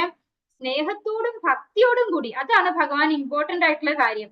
ഈ സ്നേഹത്തോടും ഭക്തിയോടും കൂടി നമ്മളൊരു ഇലയോ, ഒരു തുളസി ഇലയോ അല്ലെങ്കിൽ ഒരു പൂവോ ഫലമോ ജലമോ എന്തെങ്കിലും ഭഗവാൻ ഓഫർ ചെയ്യുകയാണെങ്കിൽ ഭഗവാൻ അത് സ്വീകരിക്കും എന്നാണ് പറയുന്നത്. അത് നിശ്ചയമായിട്ടും ഭഗവാൻ സ്വീകരിക്കുക തന്നെ ചെയ്യും. സ്കോണിൽ എല്ലാവരും ഭഗവാനെ ഓഫർ ചെയ്തിട്ട് ഭഗവാന്റെ പ്രസാദമാണ് സ്വീകരിക്കുന്നത്. ഭഗവാൻ അത് സ്വീകരിക്കുന്നു പറഞ്ഞു കഴിഞ്ഞാല് ഭഗവാന് കൊടുത്തു കഴിഞ്ഞത് പിന്നെ അവിടെ കാണാതായി പോകുന്നില്ല. ഭഗവാൻ എന്താണോ കൊടുത്തത് അത് അതുപോലെ നമുക്ക് ഇങ്ങോട്ട് തിരിച്ചു കിട്ടും. പക്ഷെ ഒരിക്കലും അത് ഭഗവാൻ സ്വീകരിക്കാത്തത് കൊണ്ടല്ല ഭഗവാൻ തിരിച്ചു തരുന്നത്. പിന്നെന്തുകൊണ്ടാണ്? അത് നമുക്ക് പ്രസാദമായിട്ട് നമുക്ക് കഴിച്ച് നമുക്ക് എന്താണ്, നമുക്ക് അതീന്ദ്രിയമായ ആനന്ദമാണ് കിട്ടുക. പ്രസാദത്തിന്റെ ഒരു സ്റ്റോറി ഉണ്ടായിരുന്നു, അത് പിന്നെ പറയാട്ടോ. ലെവൽ 2 പറഞ്ഞു തരുമായിരിക്കും, ഇപ്പൊ സമയം കിട്ടില്ല. യത്കരോഷി യദശ്നാസി യജ്ജുഹോഷി ദദാസി യത് യത്തപസ്യസി കൗന്ദേയ തത്പുരുഷമദർപ്പണം. നീ എന്ത് ചെയ്യുന്നുവോ, എന്ത് നിവേദിക്കുന്നുവോ, എന്ത് ഭക്ഷിക്കുന്നുവോ, എന്ത് ദാനം ചെയ്യുന്നുവോ, എന്ത് തപശ്ചര്യകൾ അനുഷ്ഠിക്കുന്നുവോ കുന്തിപുത്ര, അതെല്ലാം എനിക്കായി അർപ്പിച്ചുകൊണ്ട് ചെയ്യുക. അപ്പോ ഭഗവാൻ ഇവിടെ എന്ത് പറയുന്നു? നമ്മൾ എന്ത് ചെയ്യുന്നു അല്ലെ, എന്ത് ഭക്ഷണം കഴിക്കുന്നുവോ, എന്ത് നിവേദ്യം വെക്കുന്നുവോ, എന്ത് ദാനം ചെയ്യുന്നു. നമ്മൾ ആർക്കെങ്കിലും ദാനം ചെയ്യും അല്ലെ. ഇപ്പൊ ഒരാൾക്ക് സുഖമില്ല പറഞ്ഞ് നമ്മള് അവർക്ക് ചിലപ്പോൾ സാമ്പത്തിക സഹായം ചെയ്യും അല്ലെ. പിന്നെ എന്ത് തപശ്ചര്യകൾ അനുഷ്ഠിക്കുന്നു, നമ്മൾ എന്തൊക്കെയോ വ്രതങ്ങൾ എടുക്കും അല്ലെ. അങ്ങനെയുള്ള വ്രതങ്ങൾ, അങ്ങനെ എന്ത് ചെയ്യുന്നോ അതൊക്കെ ഭഗവാനായി അർപ്പിച്ചുകൊണ്ട് ചെയ്യണം എന്നാണ് ഭഗവാൻ ഇവിടെ പറയുന്നത് അല്ലെ. എല്ലാം ഭഗവത് സമർപ്പണമായിട്ട് നമ്മൾ ചെയ്യണം.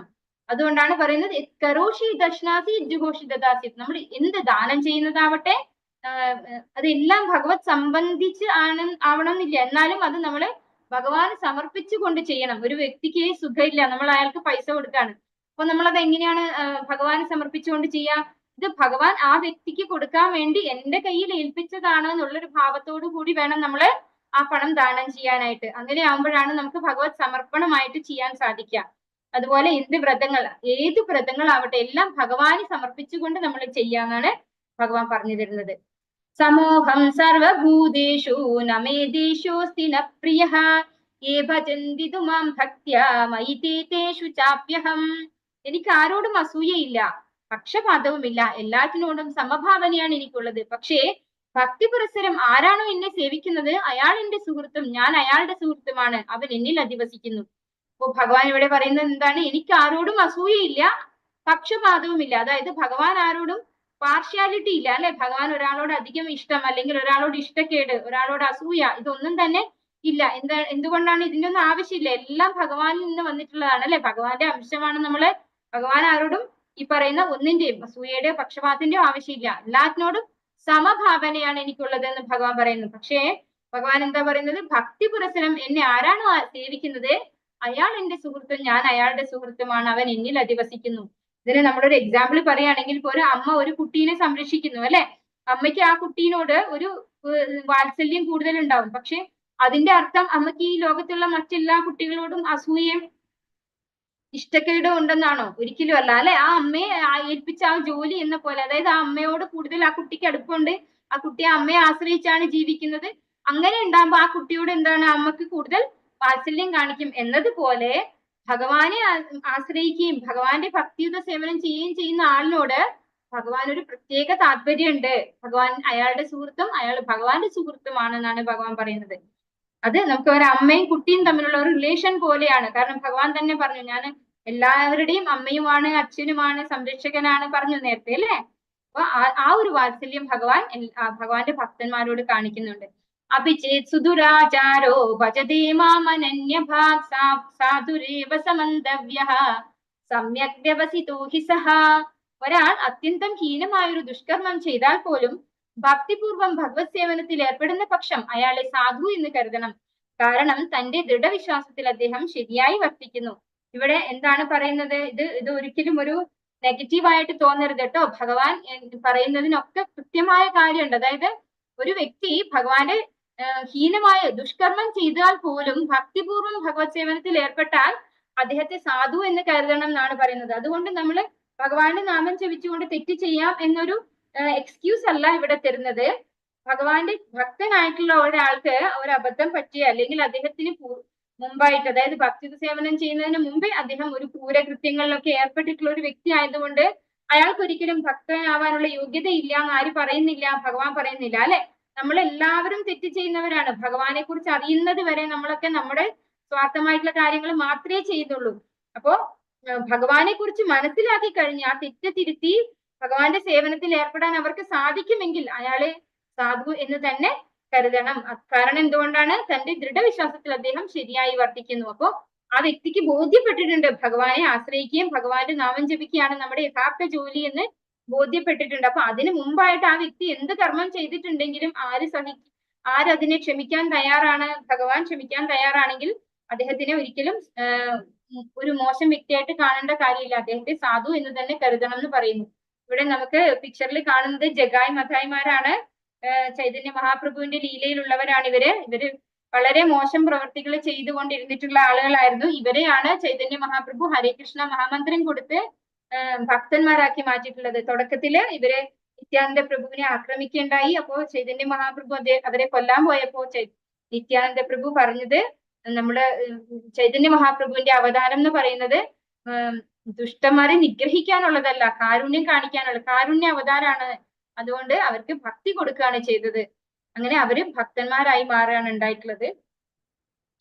ക്ഷിപ്രം ഭവതി ധർമാത്മാ ശശ്വത്ശാന്തിം നിഗച്ഛതി കൗന്ദേയ പ്രതിജാനീഹി നമേ ഭക്ത പ്രണശ്യതി. അവൻ വേഗത്തിൽ ധാർമ്മികനായി തീർന്ന് ശാശ്വതമായ ശാന്തി നേടുന്നു. എന്റെ ഭക്തൻ ഒരിക്കലും നാശം സംഭവിക്കുന്നില്ല എന്ന് കുന്തിപുത്ര ഉറപ്പിച്ച് പ്രഖ്യാപിക്കൂ. അപ്പൊ ഇവിടെ ഭഗവാൻ അർജുനനോട് എന്താ പറയുന്നത്? നീ പ്രഖ്യാപിക്കൂ അർജുന. എന്ത് പ്രഖ്യാപിക്കാനാണ് പറഞ്ഞത്? ഈ ഭഗവാനെ ആശ്രയിച്ച്, അതായത് മുൻപേ ദുഷ്കർമ്മം ചെയ്ത ആളാണെങ്കിൽ പോലും ധാർമ്മികനായി തീർന്ന് ശാശ്വതമായ ശാന്തി നേടുന്ന അങ്ങനെയുള്ള ഭക്തന് ഒരിക്കലും നാശം സംഭവിക്കില്ല എന്ന് അർജുന നീ പ്രഖ്യാപിക്കൂ എന്നാണ് പറയുന്നത്. എന്തിനാ അർജുനനോട് പ്രഖ്യാപിക്കാൻ പറയുന്നത്? ഭഗവാൻ തന്നെ പറഞ്ഞാൽ പോരെ. പക്ഷെ ഭഗവാന്റെ വാക്ക് ഭഗവാൻ ചിലപ്പോൾ തെറ്റിക്കും. പക്ഷെ ഭഗവാന്റെ ഭക്തന്റെ വാക്ക് ഭഗവാൻ ഒരിക്കലും തെറ്റിക്കില്ല എന്നാണ് ഭഗവാൻ പറയുന്നത്. അതിനൊരു എക്സാമ്പിൾ പറഞ്ഞാല്, ഭഗവാൻ ഒരു പ്രതിജ്ഞ എടുത്തിട്ടാണ് കുരുക്ഷേത്ര യുദ്ധഭൂമിയില് അർജുനന്റെ സാരഥിയായിട്ട് വന്നത്. അതായത് ഞാൻ ഒരിക്കലും ആയുധം കൈകൊണ്ട് എടുക്കില്ല അർജുന, നിനക്ക് എന്നെ വേണോ എന്റെ സേനയെ വേണോ എന്ന് ചോദിക്കും. അപ്പൊ ഭഗവാൻ മതി എന്ന് പറഞ്ഞിട്ടാണ് അർജുനൻ ഭഗവാനെ സ്വീകരിക്കുന്നത്. അപ്പോ പക്ഷേ ഭീഷ്മാചാര്യർ ഒരു പ്രതിജ്ഞ എടുത്തു. അതായത് ഞാൻ ഭഗവാനെ കൊണ്ട് ആയുധം എടുപ്പിക്കും. അതായത് ഒന്നിക്കൽ ഞാൻ അർജുനനെ കൊല്ലും, അല്ലെങ്കിൽ ഭഗവാനെ കൊണ്ട് ഞാൻ ആയുധം എടുപ്പിക്കും. ഭഗവാൻ ആയുധം എടുത്താൽ മാത്രമേ അർജുനന് ജീവനോടെ ഇരിക്കാൻ പറ്റുള്ളൂ എന്ന് ആര് പ്രതിജ്ഞ എടുത്തു? ഭീഷ്മ പിതാമഹൻ. അങ്ങനെ ഭീഷ്മ പിതാമഹൻ ആരാണ്? ഭഗവാന്റെ ഭക്തനാണ്, ശുദ്ധ ഭക്തനാണ്. അങ്ങനെയുള്ള ഭീഷ്മ പിതാമഹന്റെ വാക്ക് പാലിക്കാൻ വേണ്ടി ഭഗവാൻ എന്ത് ചെയ്തു? ഒരു പൊട്ടിയ രഥചക്രം എടുത്തിട്ട് ഭീഷ്മ പിതാമഹന്റെ നേരെ ഓടുന്നുണ്ട്. എന്തുകൊണ്ടാണെന്ന് വെച്ചാൽ അർജുനൻ പിതാമഹനായതുകൊണ്ട് യുദ്ധം ചെയ്യുന്നില്ല, അമ്പെയ്യാൻ ഒരു ബുദ്ധിമുട്ട്. അർജുന നീ അമ്പെയ്യൂ എന്ന് പറഞ്ഞിട്ട് അർജുനൻ ചെയ്യാതിരുന്നപ്പോ ഒരു പൊട്ടിയ രഥചക്രം എടുത്തിട്ട് ഭീഷ്മാചാര്യരുടെ നേരെ ഓടുകയാണ് ആര്? ഭഗവാൻ. അല്ലെ? ഭഗവാൻ ഭക്തന്റെ വാക്ക്, ആ വാക്കാണ് ഭഗവാൻ ഉറപ്പിച്ചത്. അതായത് അതുകൊണ്ടാണ് അർജുനനോട് പറയുന്നത് നീ ഉറപ്പിച്ച് പ്രഖ്യാപിക്കൂന്ന്. ഭക്തന്റെ വാക്ക് പാലിക്കും ഭഗവാൻ. ഭഗവാന്റെ വാക്ക് ഭഗവാൻ ചിലപ്പം വേണ്ട വെക്കും. അത്രയും ഭക്തന്റെ വാക്കിന് ഭഗവാൻ അത്ര പ്രാധാന്യമാണ് കൊടുക്കുന്നത്. മാം ഹി പാർത്ഥവ്യപാശ്രിത്യ യേപി സ്യുപാപയോനയഃ സ്ത്രിയോ വൈശ്യാസ്തഥാ ശൂദ്രാഃ തേപി യാന്തി പരാം ഗതിം. പാർത്ഥ, എന്നെ ആശ്രയിക്കുന്നവർ അധമകുലത്തിൽ പിറന്നവരോ സ്ത്രീകളോ കച്ചവടക്കാരോ ശൂദ്രരോ ആരായാലും ശരി പരമപദം പ്രാപിക്കും. അപ്പോ ഭഗവാൻ ഒരു കുലത്തിലുള്ളവരെയും മോശമായിട്ട് പറയുന്നില്ല, അല്ലെ? അധമകുലത്തിൽ പിറന്നവരായിക്കോട്ടെ, സ്ത്രീകളായിക്കോട്ടെ, കച്ചവടക്കാരായിക്കോട്ടെ, ശൂദ്രരായിക്കോട്ടെ, എല്ലാവർക്കും ഭഗവാന്റെ പരമപദം പ്രാപിക്കാനുള്ള അവസരമുണ്ട്. ഭഗവാൻ 4-ാമത്തെ അധ്യായത്തിൽ പറഞ്ഞു, ചാതുർവർണ്ണ്യം മയാ സൃഷ്ടം ഗുണകർമ്മ വിഭാഗശഃ എന്ന്, അല്ലെ? ഭഗവാനാണ് സൃഷ്ടിച്ചത് എന്നുള്ളത് ഭഗവാൻ പറഞ്ഞിട്ടുണ്ട്. പക്ഷെ ഏത് നാല് വർണ്ണത്തിലുള്ളവർക്കും എന്താണ്? ഭഗവാനെ ആശ്രയിക്കാനും ഭഗവാന്റെ പദം പ്രാപിക്കാനും സാധിക്കും. നമുക്ക് ഉദാഹരണമായിട്ട് പറയാം, ശബരി ഒരു താഴ്ന്ന വർഗത്തിൽ ജനിച്ച ഒരു സ്ത്രീ ആയിട്ടും ആ സ്ത്രീക്ക് എന്താണ്? പരമപദം പ്രാപിക്കാനുള്ള അവസരം കിട്ടി, അല്ലെ? പിന്നെ ഏത് കുലത്തിൽ, പിന്നെ ബ്രാഹ്മണർക്ക് മാത്രമേ ഭഗവാനെ കിട്ടുള്ളൂ എന്നല്ല ഭഗവാൻ പറയുന്നത്. എല്ലാവർക്കും അവനവന്റെ നിയത കർമ്മം ഭഗവാന് സമർപ്പിച്ചുകൊണ്ട് ചെയ്തു കഴിഞ്ഞാൽ അവർക്കൊരു ബ്രാഹ്മണ കുലത്തിലുള്ളവർക്ക്, അല്ലെങ്കിൽ ഒരു ബ്രാഹ്മണനെ മാത്രമേ ഞാൻ ഭഗവാനെ ആശ്രയിക്കാൻ പറ്റുള്ളൂ, അല്ലെങ്കിൽ പരമപദം കൊടുക്കുകയുള്ളൂ എന്ന് ഭഗവാൻ പറയുന്നില്ല. ഭഗവാനോട് ഉറപ്പിച്ച് പറയാണ്, എന്നെ ആശ്രയിക്കുന്നവർ അധമകുലത്തിൽ പിറന്നവരോ സ്ത്രീകളോ കച്ചവടക്കാരോ ശൂദ്രരോ ആരായാലും പരമപദം പ്രാപിക്കും, അല്ലെ? കുന്തി മഹാറാണി സ്ത്രീയാണ്, അവർക്ക് ഭഗവാനെ കിട്ടിയിട്ടുണ്ട്, അല്ലെ? ദ്രൗപദി സ്ത്രീയാണ്, അവർക്ക് ഭഗവാനെ കിട്ടിയിട്ടുണ്ട്. മന്മനാഭവ മദ്ഭക്തോ മദ്യാജീ മാം നമസ്കുരു മാമേ വൈശ്യസി യുക്ത്വൈവം ആത്മാനം മത്പരായണഃ. എന്നിൽ മനസ്സുറപ്പിക്കുക, ഭക്തനാവുക, എന്നെ ആരാധിക്കുകയും പ്രണമിക്കുകയും ചെയ്യുക. എന്നിൽ തന്നെ പൂർണ്ണമായി മുഴുകിയിരിക്കുന്നത് കൊണ്ട് നീ തീർച്ചയായും എന്നെ പ്രാപിക്കും. അപ്പൊ ഭഗവാൻ ഇവിടെ ഉറപ്പിച്ചു പറയാണ് ഈ ഒരു ശ്ലോകത്തില്, നമ്മള് ഭഗവാനിൽ മനസ്സുറപ്പിച്ച് ഭഗവാന്റെ ഭക്തനാവുക, ഭഗവാനെ ആരാധിക്കുക, ഭഗവാനെ പ്രണമിക്കുക. ഇതാണ് നമ്മൾക്ക് ചെയ്യാനുള്ള ഒരേ ഒരു ജോലി, അല്ലെ? ഇവിടെ എവിടെയും ഭഗവാൻ അന്യദേവതമാരെ ആശ്രയിക്കാൻ പറയുന്നില്ല. അർജുനൻ ഭഗവാന്റെ ഭക്തനാണ്, ഭഗവാനിൽ വിശ്വാസമുള്ളയാളാണ്, ഭഗവാനോട് അസൂയയില്ലാത്തയാളാണ്. അപ്പൊ അങ്ങനെയുള്ള അർജുനന് ആ പരമരഹസ്യമായിട്ടുള്ള ജ്ഞാനമാണ് ഭഗവാൻ ഇവിടെ ഉപദേശിച്ചു കൊടുത്തിരിക്കുന്നത്. ഭഗവാനിൽ മനസ്സുറപ്പിച്ച് ഭഗവാന്റെ ഭക്തനായി ഭഗവാനെ ആരാധിക്കുക, ഭഗവാനെ പ്രണമിക്കുക. അങ്ങനെ എന്നിൽ തന്നെ പൂർണ്ണമായി മുഴിയിരിക്കുന്നത് കൊണ്ട് നീ തീർച്ചയായും എന്നെ പ്രാപിക്കും. അപ്പൊ സദാ ഭഗവാനെ കുറിച്ച് ചിന്തിക്കുന്ന ആളാണ് ആര്? അർജുനൻ. അങ്ങനെയുള്ള അർജുനൻ തീർച്ചയായിട്ടും ഭഗവാന്റെ അടുത്തേക്ക് തന്നെ എത്തും. ഹരേ കൃഷ്ണ കൃഷ്ണ കൃഷ്ണ ഹരേ ഹരേ, ഹരേ രാമ രാമ രാമ ഹരേ ഹരേ. പഞ്ചാകൽപതരുഭ്യശ്ച കൃപാ സിന്ധുഭ്യ ഏവ ച പതിതാനാം പാവനേഭ്യോ വൈഷ്ണവേഭ്യോ നമോ നമഃ.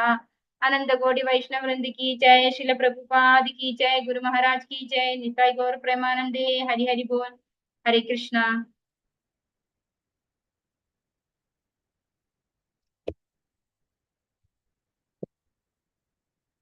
हरे कृष्णा के कामो.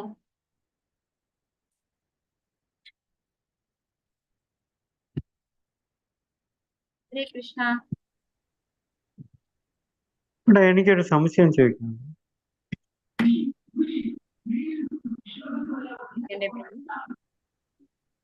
ഹലോ, ഒരു സെക്കൻഡ്.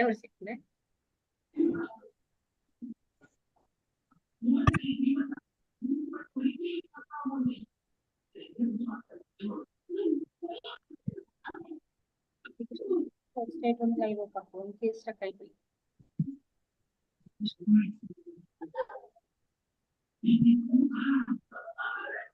പ്രഭുജി ചോദിച്ചോളൂ. ഹരേ കൃഷ്ണ. ഈ നമ്മൾ ഈ ചാപ്റ്റർ തുടങ്ങുമ്പോൾ ചൊല്ലുന്ന ഒരു ശ്ലോകമുണ്ട്, അവസാനം ഈ ചാപ്റ്റർ ക്ലോസ് ചെയ്യുമ്പോഴും പറയുന്ന ഒരു ശ്ലോകമല്ലേ, അതെന്താണ്? അത് നമുക്ക് അറിയില്ല, അതുകൊണ്ട് ഞാൻ ചോദിച്ചതേ. അത് നമ്മള് ഗുരുവിനെ പ്രണമിക്കുന്നതാണോ? അജ്ഞാന തിമിരാന്തസ്യ ജ്ഞാനാഞ്ജന ശലാകെ, അതല്ലേ ചോദിക്കുന്നത്? അതെ, തുടക്കത്തിലുണ്ട്. അജ്ഞാനമാകുന്ന തിമിരം, അതാണ് നമുക്ക്